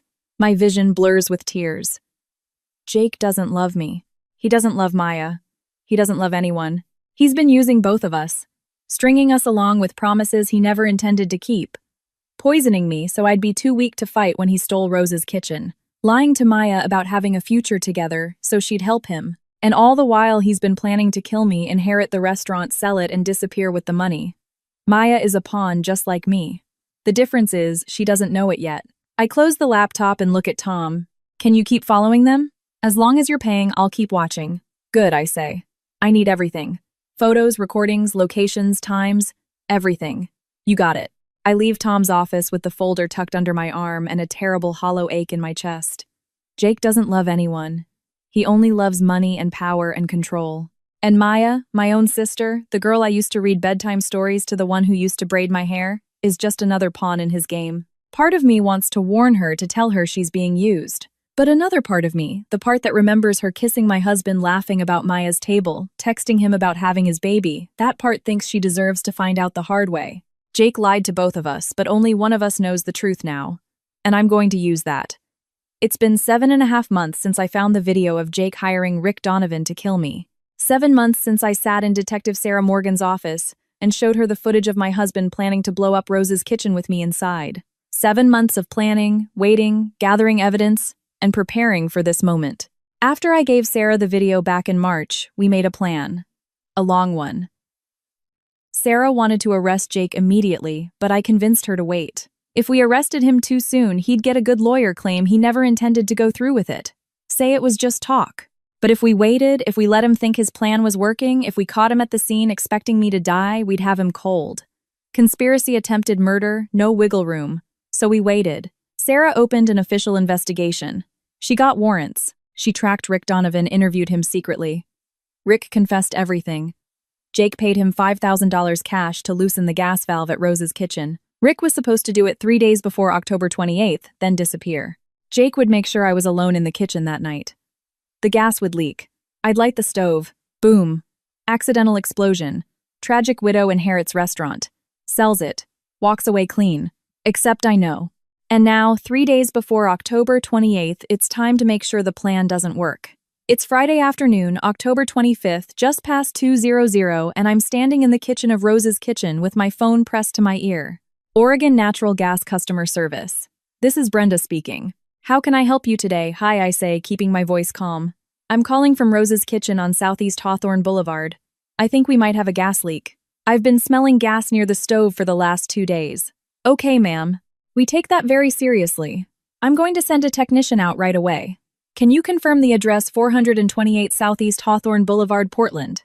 Perfect. Someone will be there within the hour. In the meantime, please don't use any open flames. And if the smell gets stronger, evacuate immediately. Thank you. I hang up and wait. 50 minutes later, a white van with the Oregon Natural Gas logo pulls up outside. A man in a blue jumpsuit and hard hat steps out carrying a toolbox and a handheld gas detector. I meet him at the door. Hi, I'm the one who called. Zoe Martinez. I'm the owner. Eddie Parker, he says, shaking my hand. Let's take a look. I lead him into the kitchen. He pulls out his gas detector and starts scanning around the stove, the pipes, the connections. After a minute, he frowns. Ma'am, you were right to call. This valve here, he points to a brass fitting near the main gas line behind the stove. It's been loosened. Not enough to cause an immediate leak, but if you'd turned on the stove at full heat for a while, it would have started leaking fast. Could have caused an explosion. My stomach twists, but I keep my face neutral. Can you fix it? Yeah, absolutely. I'll tighten it down right now. Check the whole system. Make sure everything's secure. He works for 20 minutes, tightening bolts, checking connections, running the gas detector over every inch of the line. Finally, he straightens up. Okay, you're good. Everything's tight. No leaks. But I gotta ask, do you know how that valve got loosened? It doesn't just happen on its own. I swallow. I don't know. Maybe someone bumped it. He gives me a skeptical look but doesn't push. All right, well, it's fixed now. I'll file a report with the company. Actually, I say quickly, pulling 5 $100 bills out of my purse. Can you do me a favor? My husband, he's really anxious about stuff like this. If he finds out I called the gas company, he's going to think I'm being paranoid and it'll just cause a huge fight. Could you maybe not file the report just between us? Consider this a tip for coming out so fast. Eddie looks at the cash, then at me. Ma'am, I'm supposed to file every service call. I know, I say. But please. It's fixed now. Everything's safe. I just don't want the drama at home. He hesitates, then takes the money and tucks it into his pocket. All right. But if you smell gas again, you call immediately. Okay, I will. Thank you. He leaves. I lock the door behind him, and let out a long breath. Step 1, done. The valve is fixed. But Jake doesn't know that, and Rick doesn't know that. They think the bomb is still armed. But I need insurance. I need to be able to control the gas line myself just in case something goes wrong. So I make another call. Walsh Gas Consulting. This is David. Hi, David. My name is Zoe Martinez. I need someone to install a remote shutoff valve on a commercial gas line. Today, if possible. Money's not an issue. Today's tight, but I can squeeze you in around 600 P10M. What's the address? At 600 sharp, David Walsh pulls up in an unmarked truck. He's in his 50s, gray-haired, wearing jeans and a flannel shirt.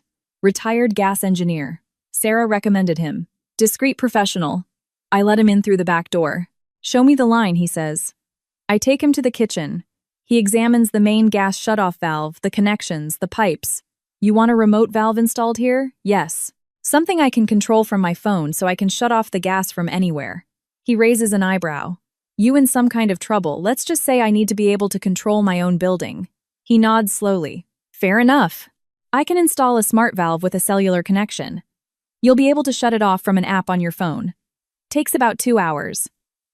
$1.200. Done. David works quietly, efficiently. He installs a compact motorized valve behind the stove, connects it to a small control box mounted on the wall, and syncs it to an app on my phone. When he's finished, he hands me his phone. Here, download this app, GasSafe Pro. I've already linked your valve to it. See that button? I look at the screen. A red button labeled Emergency Shutoff. If you press that, the valve closes instantly. No gas gets through. Your stove won't light. Your oven won't work. Everything stops. And if I want to turn it back on, press the green button.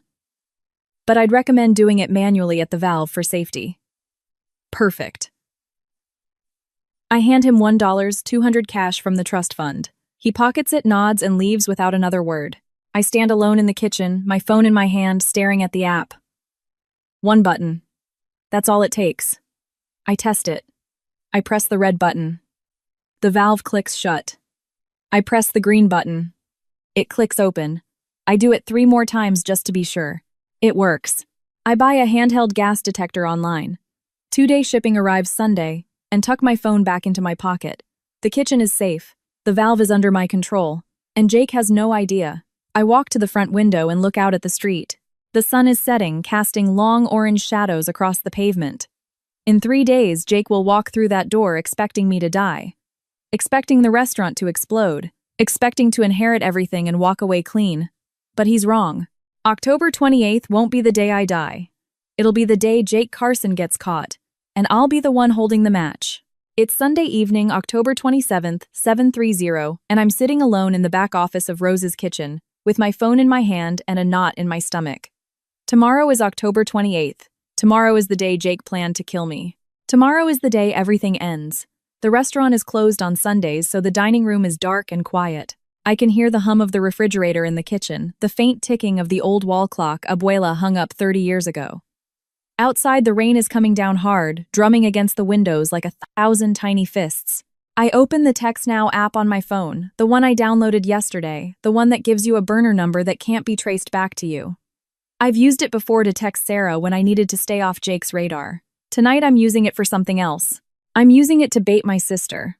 I stare at the blank message screen, my thumb hovering over the keyboard. This is it. This is the moment I trick Maya into walking into the trap. Part of me, some small, stupid, sentimental part, wants to call her instead to warn her.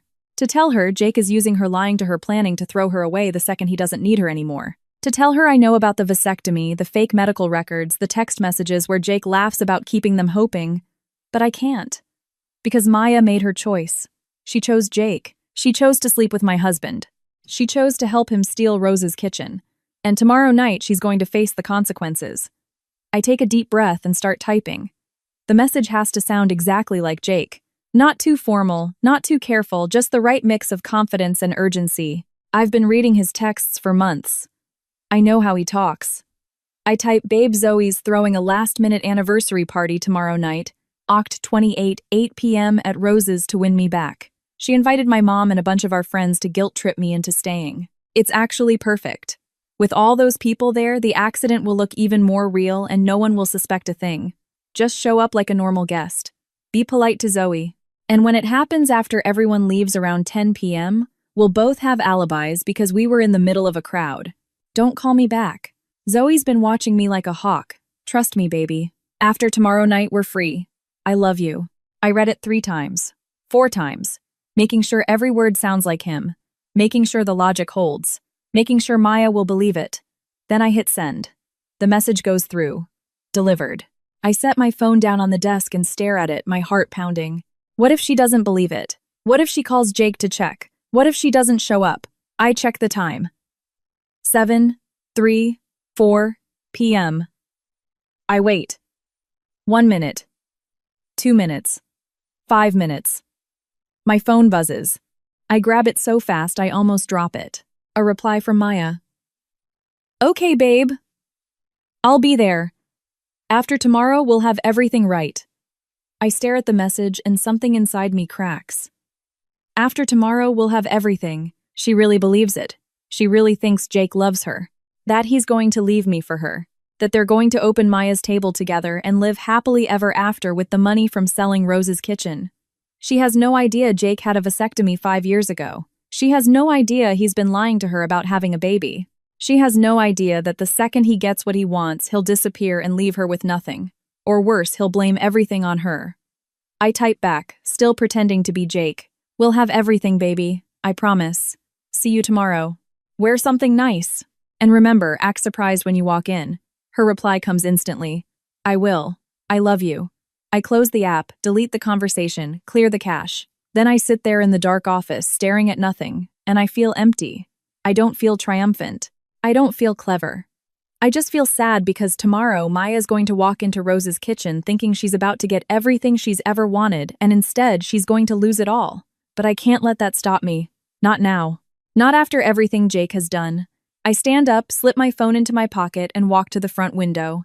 The rain is still coming down, blurring the lights of the cars passing by on Hawthorne Boulevard. Somewhere out there, Jake is at home, probably texting Maya, probably planning what he's going to say when the police ask him about the tragic accident that killed his wife. Somewhere out there, Maya is smiling, thinking she's won. But tomorrow, they'll both learn the truth. Tomorrow, the trap closes.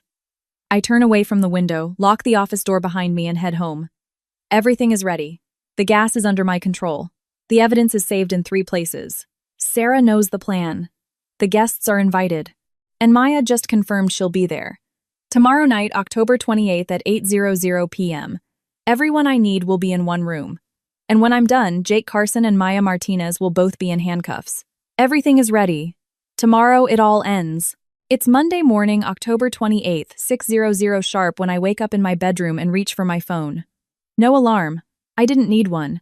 I haven't slept more than 2 hours. Today is the day. I open the GasSafe Pro app and tap the red button. Emergency shut off. The valve at Rose's Kitchen clicks shut 2 miles away. No gas. No explosion. No accident. Jake's plan is dead before it even starts. I get dressed in the dark black jeans, a gray sweater, my grandmother's apron folded in my bag. Then I drive through the empty, rain-slicked streets of Portland to Rose's Kitchen, unlock the back door, and step inside. The restaurant is silent, cold. The air smells faintly of cumin and cinnamon, the ghosts of 1,000 meals cooked in this kitchen. I flip on the lights, tie on Abuela's apron, and get to work. Today, I'm not just cooking a meal. I'm building a case. 7 courses. 7 sins. 7 pieces of evidence that will destroy Jake Carson and everything he's tried to take from me. I start with the menu, writing it out by hand on a chalkboard I'll hang in the dining room tonight. Course 1, bitter coffee ipecac poisoning. Course 2, the forged contract, fake signature fraud course. 3, broken promises, vasectomy lies course. 4, the betrayal affair infidelity course. 5, the murder plot gas leak, conspiracy to kill course. 6, ambition, Maya's table greed course.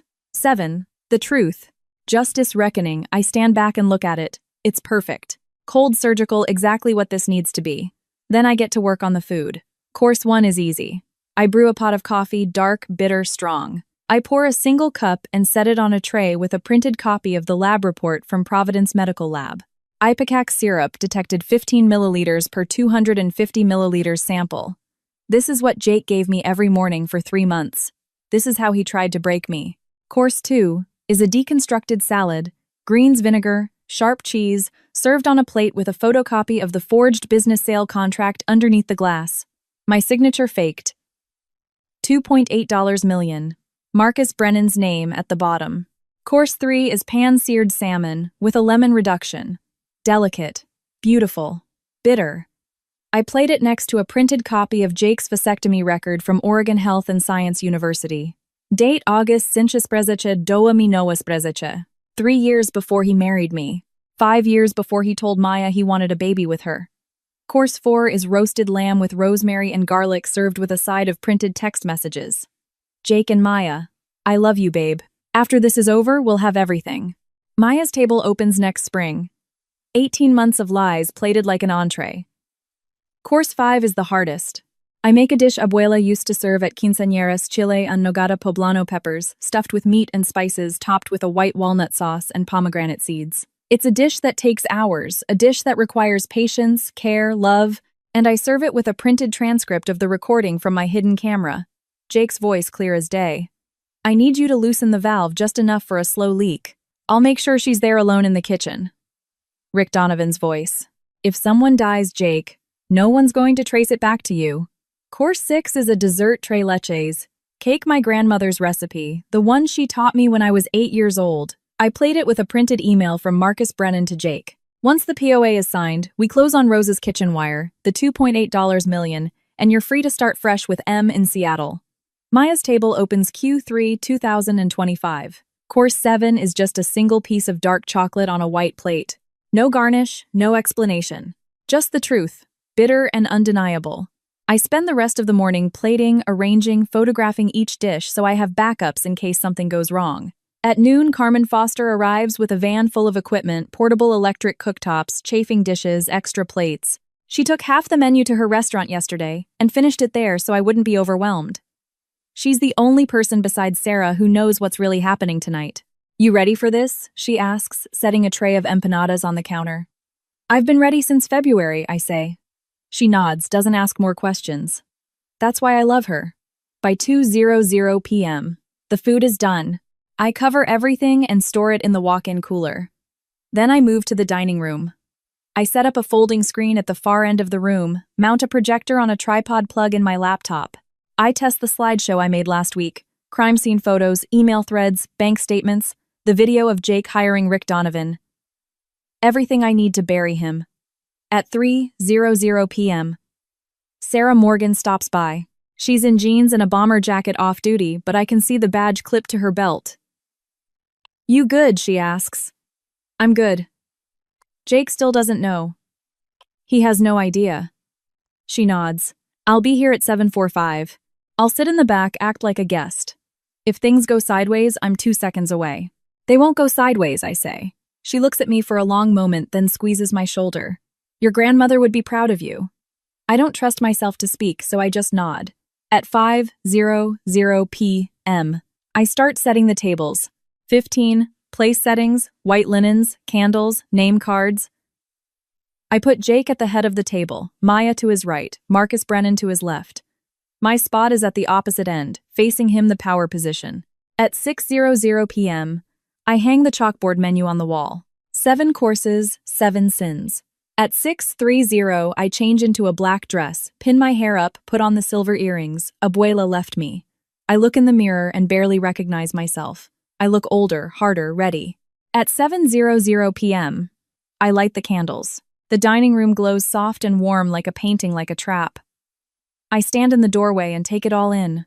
The tables, the projector, the evidence, the food. Everything I need to end this. My phone buzzes. A text from Jake. On my way. See you soon, babe. I don't reply. Another text from Maya. Almost there. Nervous but excited. I smile. A cold, thin smile. She should be nervous. At 7:30, I open a bottle of wine and pour myself a glass. I don't drink it. I just hold it, feeling the weight of it in my hand. Everything is ready. The party is about to start. And Jake doesn't know he's about to become the main course. Before I take you into that dining room on October 28th, the night I serve justice alongside dinner, comment truth below so I know you're ready for this. What happens next will shock you. And a quick note, some details ahead are dramatized for educational impact. If intense confrontation isn't for you, now's the time to step away. The dining room of Rose's kitchen glowed with the soft amber light of 24 candles scattered across the tables, their flames flickering gently in the cool October breeze that slipped through the half-open window near the bar. I stood behind the host stand, dressed in the deep burgundy dress I had chosen specifically for this night. Elegant, confident, the kind of dress a woman wears when she knows exactly what she is about to do. The air smelled of roasted garlic, fresh basil, and the faint sweetness of caramelized onions from the kitchen where I had spent the last 3 hours preparing a 5-course meal that no one here would ever forget. My hands were steady as I smoothed the white linen tablecloth one last time, adjusted the single red rose in the center vase, and checked my phone. It was 7:58 p.m. In 2 minutes, the first guest would arrive and the carefully constructed trap I had spent 8 months building would finally spring shut. At exactly 8:05 p.m., the front door swung open and Jake stepped inside his broad shoulders, filling the doorway, his smile warm and familiar and utterly false. He wore the charcoal gray suit I had bought him for our first anniversary, the one he claimed made him feel invincible.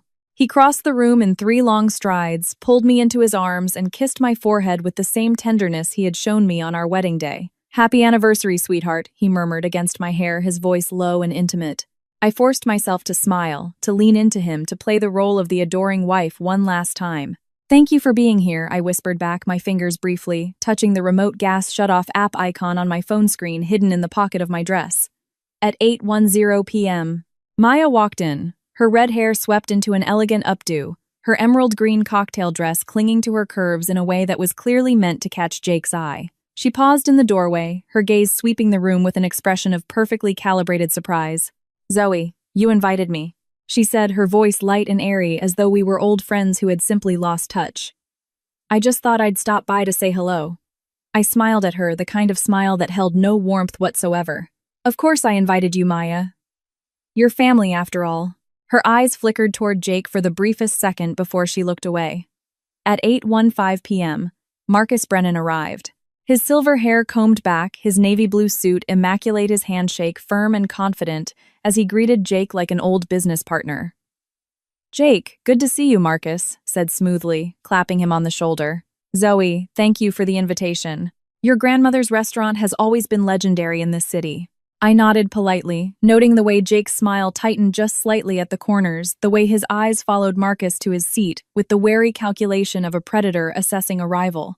At 8:20 p.m., Linda Carson, Jake's mother, swept through the door, her silver hair styled in soft waves, her lavender blouse and pearl necklace, giving her the air of a woman who had spent decades perfecting the art of gracious dignity.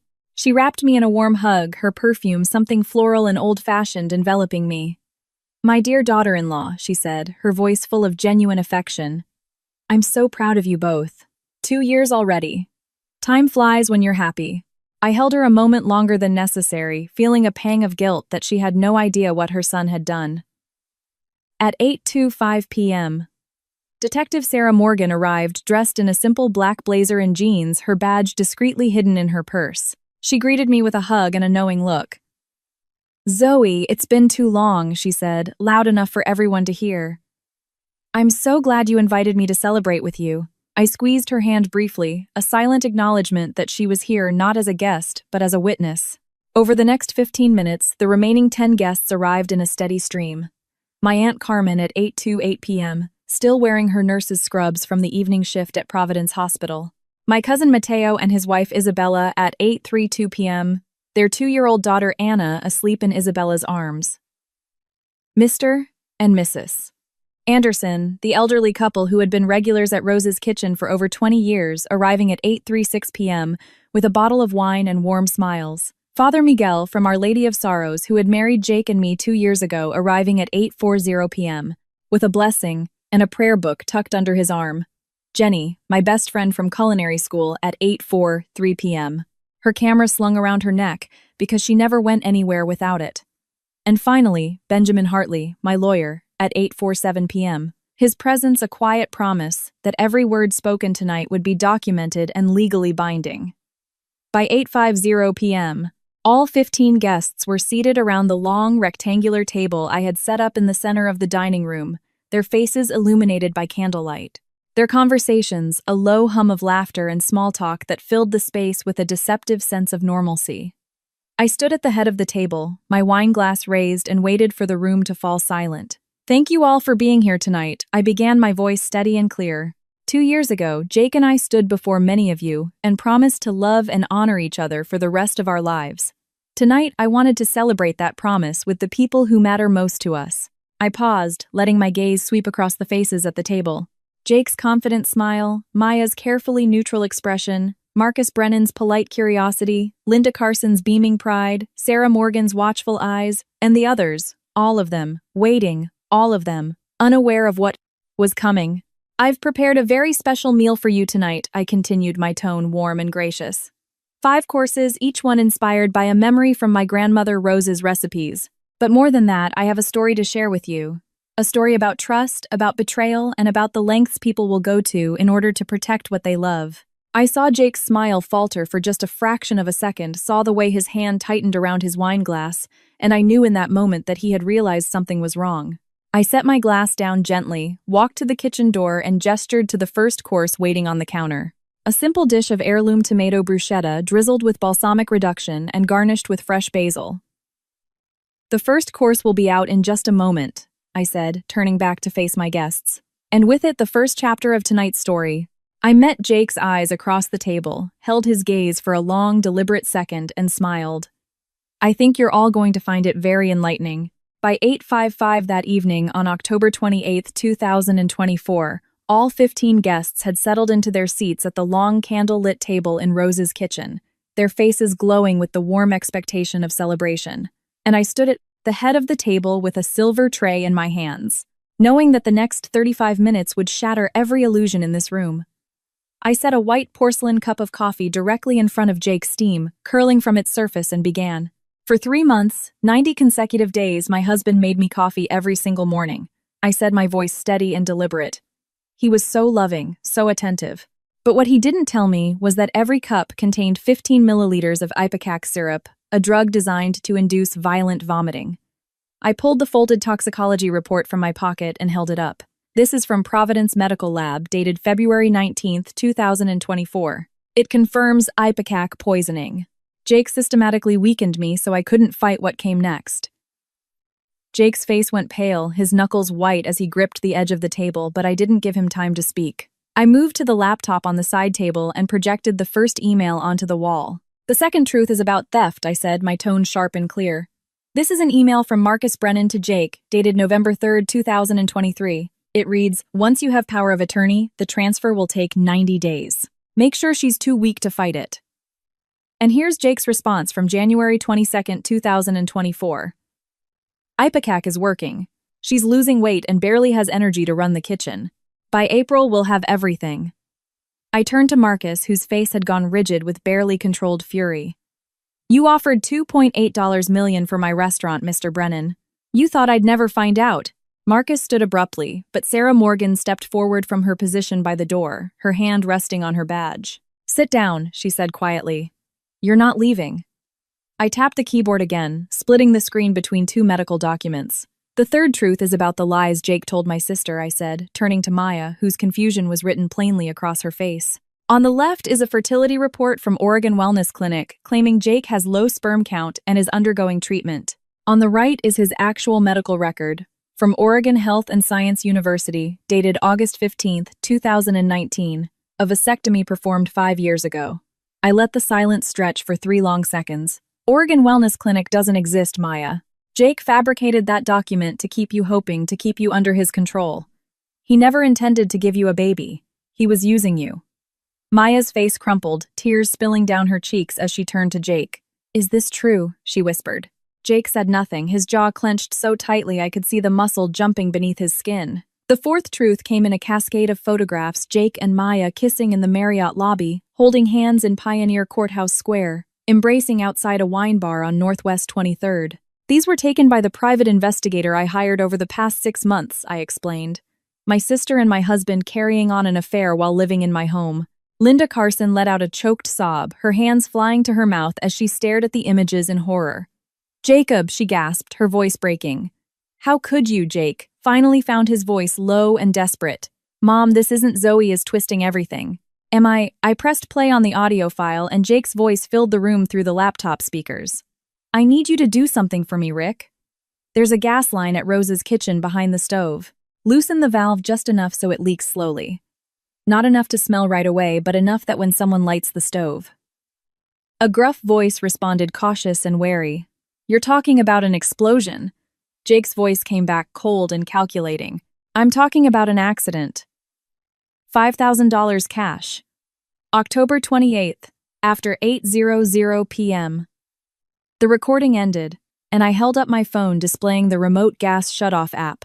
The fifth truth is attempted murder, I said. Jake hired Rick Donovan to sabotage this kitchen tonight. He planned for this building to explode at 8:00, killing me and everyone in this room, including his own mother, and making it look like an accident. Linda collapsed forward, sobbing, and Aunt Carmen rushed to support her. Jake shot to his feet, his face red. I didn't mean for anyone else to get hurt, he shouted. It was only supposed to be. He stopped himself, realizing too late what he'd admitted. I pulled up the final piece of evidence, text messages between Jake and Maya from October 1st. The sixth truth is ambition, I said. Jake to Maya. After Zoe is gone, we'll open our own place. Maya's table. Just you and me. Maya to Jake. I can't wait. I love you.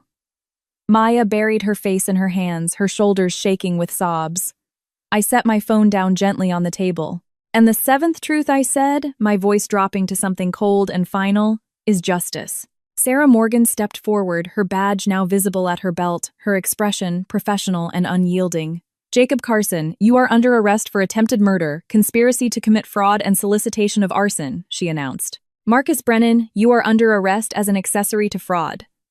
She pulled handcuffs from her belt and snapped them onto Jake's wrists as he stood frozen, all the color drained from his face. Detective James Torres entered through the back door and cuffed Marcus with the same efficient precision. You have the right to remain silent, Sarah continued, her voice steady as she recited the Miranda warning. Anything you say can and will be used against you in a court of law. I watched Jake being led toward the door at 9:08 p.m. on October 28, 2024. His head bowed, his shoulders slumped in utter defeat, and felt something inside me finally release. Not triumph exactly, but the quiet satisfaction of knowing that justice had been served. Maya remained collapsed at the table, sobbing into her hands, and Linda Carson reached for mine, her eyes red and swollen. Zoe, I'm so sorry, she whispered. I had no idea. I squeezed her hand gently. I know you didn't, Linda. This was never your fault. As the door closed behind Jake and Marcus at 9:30 p.m., the dining room fell silent, except for Maya's weeping. And I looked around at the faces of my guests, shocked, grieving, but alive. All of them alive. It's over, I said softly. It's finally over. 5 minutes after Jake and Marcus had been handcuffed at 9:30 p.m., Detective Sarah Morgan stood in the center of Rose's kitchen at 9:35 on the evening of October 28, 2024, her badge gleaming under the candlelight as she addressed the stunned guests who remained seated around the table, their faces pale with shock. Ladies and gentlemen, Sarah began, her voice calm and authoritative. What you have witnessed tonight is the culmination of an 8-month investigation into conspiracy, fraud, attempted murder, and poisoning. I need everyone to remain seated while my team secures the scene and collects evidence. She turned to Jake, who stood with his hands cuffed behind his back, his face contorted with rage. Jacob Carson, you are formally charged with the following crimes: attempted murder in the first degree for planning the gas explosion, intended to kill your wife and 14 other individuals. Poisoning with intent to cause bodily harm through the systematic administration of ipecac syrup over a 90-day period from November 15, 2023 through February 14, 2024. Conspiracy to commit fraud through the falsification of power of attorney documents and the forged sale contract for Rose's Kitchen valued at $2.8 million. Solicitation of arson and murder for hire through your contact with Rick Donovan on February 27, 2024. Offering $5,000 cash for sabotaging the gas line at this location, and identity fraud through the fabrication of medical documents from a non-existent clinic called Oregon Wellness Clinic. Sarah's recitation was methodical, each charge landing like a hammer blow, and Jake's face shifted from fury to something closer to desperation. This is a setup, Jake shouted, his voice cracking. Zoe orchestrated all of this. She trapped me. Sarah's expression didn't change. Mr. Carson, we have your voice on a recorded phone call explicitly discussing the gas line sabotage. We have emails between you and Marcus Brennan detailing the timeline of the poisoning and the fraudulent property transfer. We have toxicology reports, forensic handwriting analysis testimony from your wife's lawyer, Benjamin Hartley, and video footage from the hidden camera you didn't know was recording you in your home office on February 27th. She paused, letting the weight of the evidence settle over him. You trapped yourself. She turned next to Marcus, who stood rigid and silent beside Jake, his silver hair disheveled, his expensive suit rumpled. Marcus Brennan, you are charged with conspiracy to commit fraud, accessory to attempted murder, and solicitation of illegal financial transactions through your coordination with Jacob Carson to fraudulently acquire Rose's Kitchen through coercion and forgery. The email chain between you and Mr. Carson, spanning from October 10, 2023 through January 22, 2024, constitutes clear evidence of your intent to profit from a crime against Mrs. Martinez. Maya stood trembling against the far wall, tears streaming down her face, her hands still free but her entire body shaking with fear.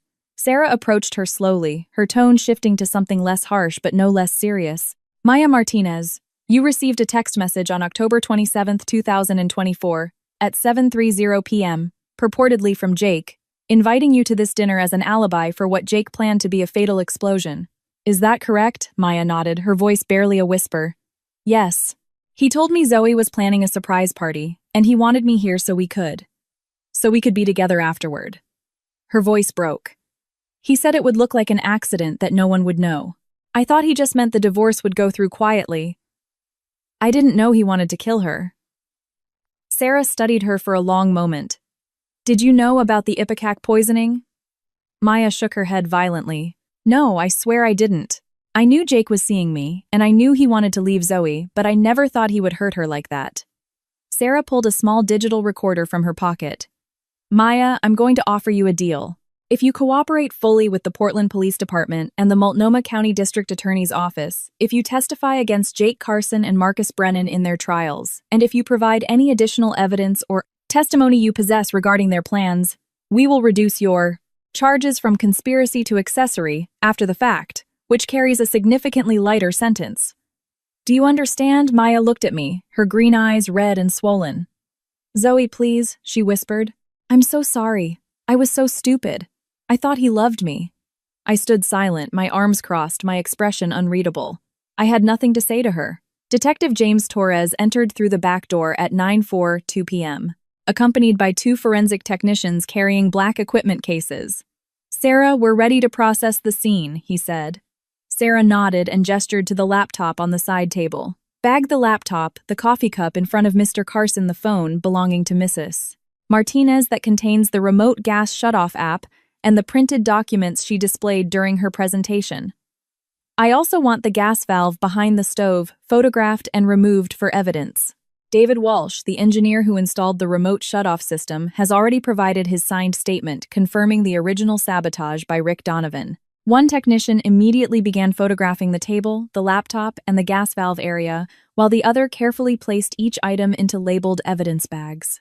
Torres approached Jake and pulled a small card from his pocket. Mr. Carson, you have the right to remain silent and refuse to answer questions.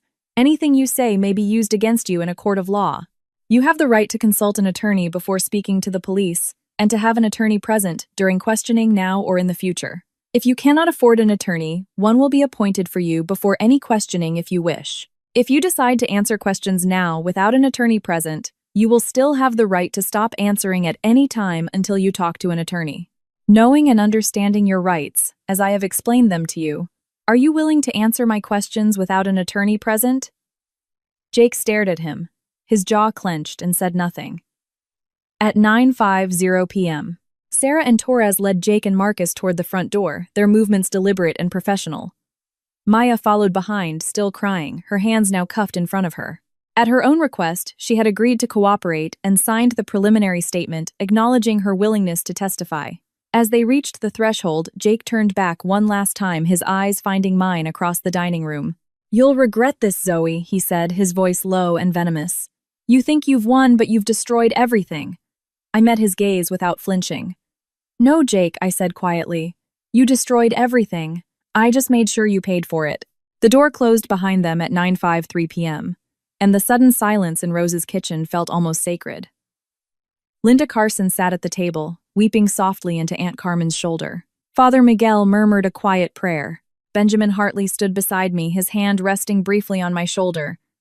"You did the right thing, Zoe," he said. I nodded, unable to speak, and for the first time in 8 months, I felt the crushing weight that had been pressing on my chest begin to lift. On December 18, 2024, exactly 7 weeks and 3 days after the night, Jake was led out of Rose's kitchen in handcuffs. I sat in the front row of courtroom 412 at the Multnomah County Courthouse in downtown Portland. My hands folded in my lap, my black wool coat buttoned against. The winter chill that seeped through the old building's walls, and watched as Judge Margaret Whitmore entered through the door behind the bench, her black robe sweeping behind her, her expression grave and impassive. The trial had lasted 3 weeks, beginning on November 27th with jury selection and concluding on December 16th with closing arguments. And now the moment I had been waiting for, the sentencing, had finally arrived. The courtroom was nearly full. Reporters from the Oregonian and Portland Tribune sat in the back rows, their notebooks open. Benjamin Hartley sat beside me, his briefcase resting against his chair. Detective Sarah Morgan sat 2 rows behind us with Detective James Torres and Linda Carson. Jake's mother was noticeably absent, having publicly disowned her son in a written statement released to the press on November 30th.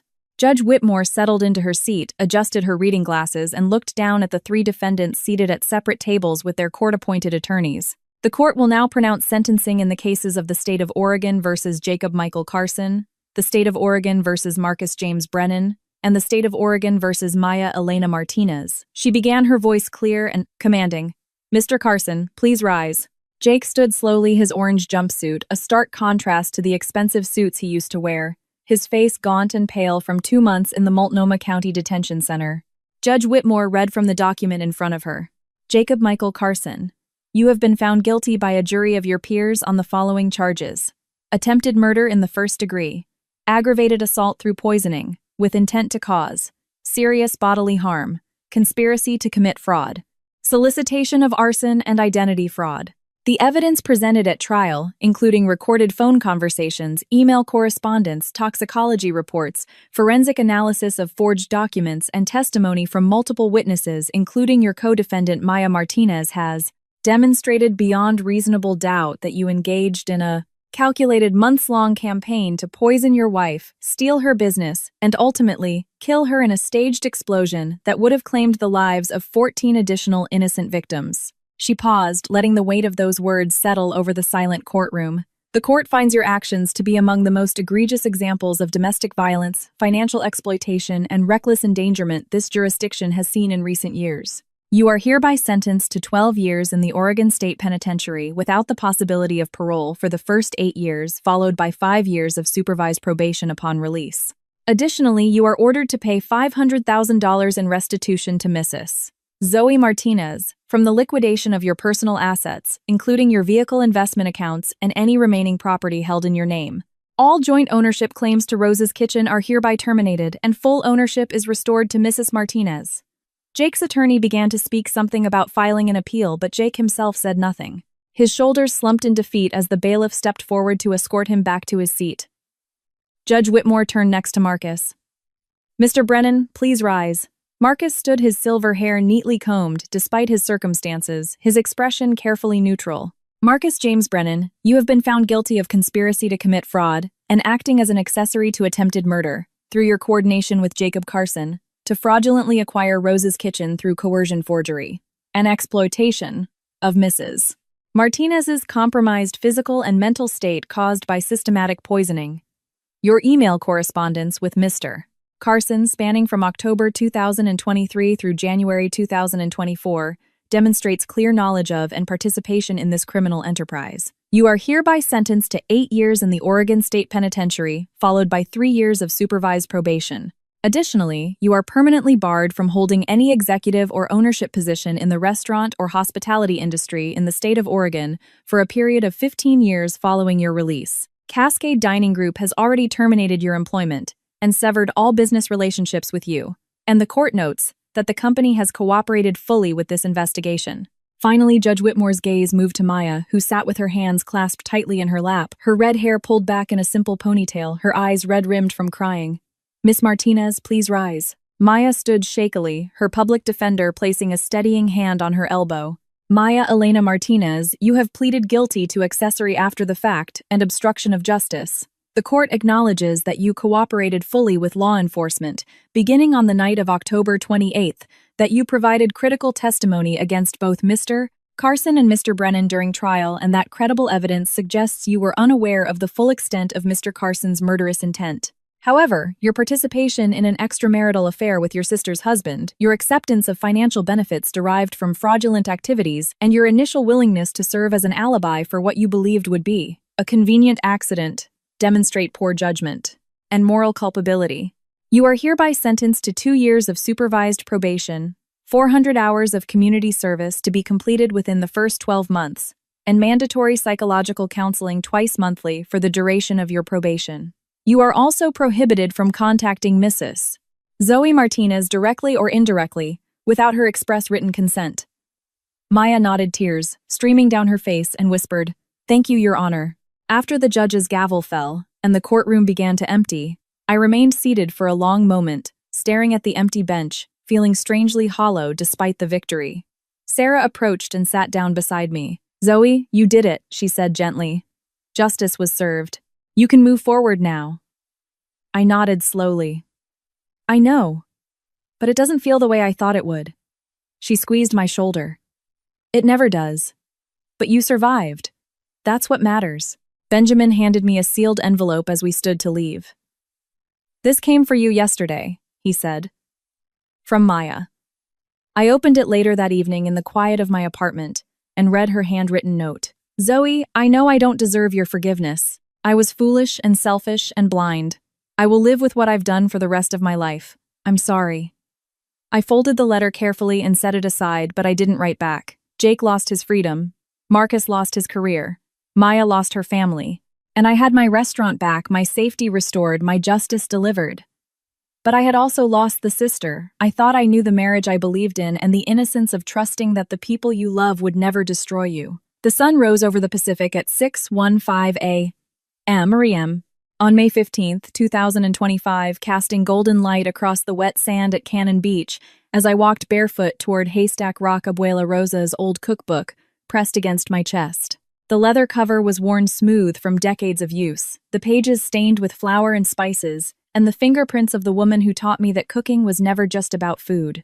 It was about survival, about pouring love into something even when the world tried to take everything away.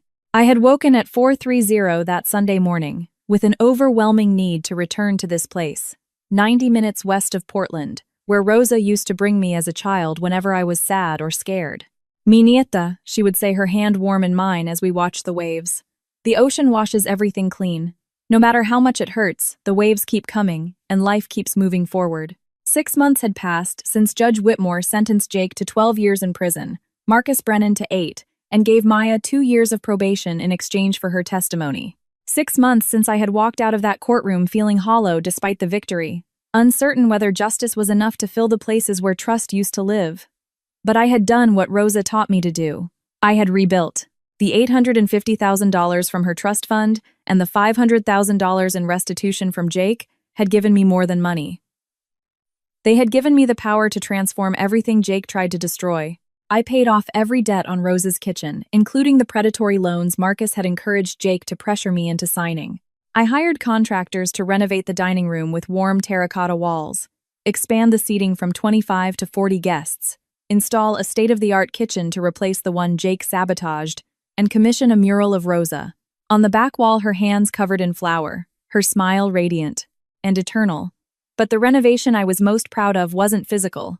In February, I established the Rosa Heritage Fund, a nonprofit providing grants of up to $20,000 to women escaping domestic violence or financial abuse who wanted to start businesses in food and hospitality. The fund included free legal consultation, business mentorship, and access to a network of female entrepreneurs across Oregon. We awarded our first 3 scholarships in March to women who dreamed of opening bakeries, catering companies, and food trucks. And watching them speak at the Portland Women's Business Center about their hopes for the future made me cry harder than I had in months.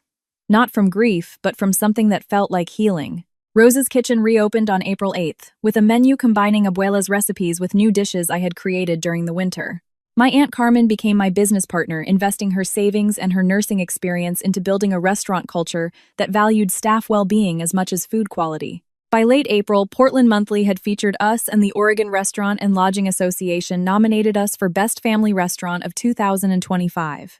Yet despite the success, the full dining room, the glowing reviews, the scholarship recipients sending thank you cards, there remained a hollow place inside me that hadn't healed. 1 week ago, on May 8th, I was closing at 9:00 p.m. when I saw Maya standing across the street, her red hair pulled back, her hands deep in her jacket pockets. She didn't try to come inside. She just stood there for 10 minutes, staring at the lit windows, at the customers, laughing at Rosa's mural, then turned and walked away. The next morning, white roses appeared on the doorstep with a note. "Zoe, I'm not asking for forgiveness. I just want you to know I'm sorry every single day." I put the flowers in my apartment and read the note a dozen times but didn't respond. I wasn't ready. Maybe I never would be. Some betrayals cut too deep to simply forgive, even when you understood the person who hurt you was also someone else's victim. Standing on the beach with waves crashing at my feet, my phone buzzed. An email from an Elena Ramirez. I opened it, squinting against the morning light. "Dear Miss Martinez, my name is Elena Ramirez, and I'm 29 years old. 2 months ago, I left a violent marriage with nothing but my 7-year-old daughter and the clothes we were wearing. I've been staying at a women's shelter in Portland, and a counselor told me about the Rosa Heritage Fund. I've always dreamed of working in a restaurant, learning to cook professionally. I saw on your website you're hiring kitchen staff. I know I don't have much experience, but I'm a hard worker and promise I won't let you down. Would you give me a chance?" I read it twice, feeling something warm and bright shift in my chest. I typed back, "Dear Elena, I would be honored to meet you. Come to Rosa's Kitchen Monday at 10 a.m. We'll start together." I hit send and looked back at Haystack Rock, at the waves that had been crashing against its base for thousands of years but somehow never wore it down. I thought about Jake locked in his cell at Oregon State Penitentiary, about Marcus stripped of everything he built, about Maya living alone with her guilt. I thought about the restaurant almost stolen from me, the life I almost lost, the trust weaponized against me. Then I thought about Elena, the 3 scholarship recipients, Aunt Carmen, the customers who returned week after week, not just for food, but for the warmth and safety they felt inside Rosa's walls. I opened the cookbook to the first page where Rosa had written in careful cursive, "Never let anyone steal your dreams." I traced the words with my finger and heard her voice. "The waves keep coming, my granddaughter, and life keeps moving forward." I didn't know what the future held. I hadn't forgiven Maya, and maybe I never would. But I had forgiven myself for trusting the wrong person, for not seeing the betrayal sooner, for believing love was supposed to protect me when sometimes love was the thing that hurt most. Rosa's Kitchen wasn't just a restaurant anymore. It was a sanctuary, proof that women like me, like Elena, like the scholarship recipients, could survive anything and still build something beautiful. As long as I lived, I would protect my grandmother's legacy. Not just through her recipes, but through the hope we offered to every woman who walked through our doors looking for a second chance. The sun climbed higher over the ocean, painting the sky in shades of gold and pink, and I felt something I hadn't felt in over a year. Peace. Not the absence of pain, but the presence of purpose. I tucked the cookbook under my arm and walked back toward my car, ready to drive home to Portland, ready to meet Elena on Monday morning, ready to begin again. And to you listening to this story, remember this. God gave me 3 chances to see the truth before October 28th, the toxicology report, the hidden camera recording, and Maya's confession. And each time I chose to act with wisdom, rather than rage. When family betrayal cuts deepest, when the people you love become the ones who hurt you most, remember that God doesn't just give us strength to survive. He gives us clarity to see the path forward. I turned family revenge into justice. Not because I wanted to destroy Jake and Marcus, but because I wanted to protect every woman who might come after me. Don't be like I was in those first 3 months. Blind to the signs, too trusting, too willing to believe that love alone would keep me safe. Family betrayal doesn't announce itself with warning signs written in blood. It whispers in coffee cups and forged signatures and the smile of someone who calls you sweetheart while planning your funeral. When you feel something is wrong, trust that instinct. God speaks through intuition as much as through prayer. And the moment you ignore that voice is the moment you give others permission to harm you. My advice to you, protect your finances, document everything, and never let love make you so vulnerable that you lose yourself.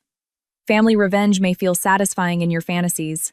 But real justice, the kind that lets you sleep at night, comes from standing in a courtroom and watching the truth do its work. And most importantly, when family betrayal shatters your world, remember that rebuilding isn't about forgetting the pain. It's about transforming it into purpose. Rose's Kitchen now feeds more than just hungry customers. It feeds hope.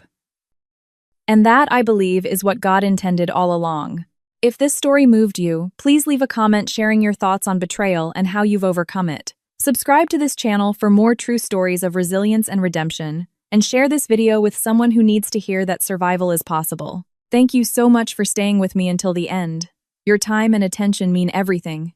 And a final warning, the stories that follow contain fictionalized elements created for educational purposes. If you prefer different content, feel free to explore other videos that better suit your interests. Stay safe, stay strong, and remember, you are never as alone as betrayal makes you feel.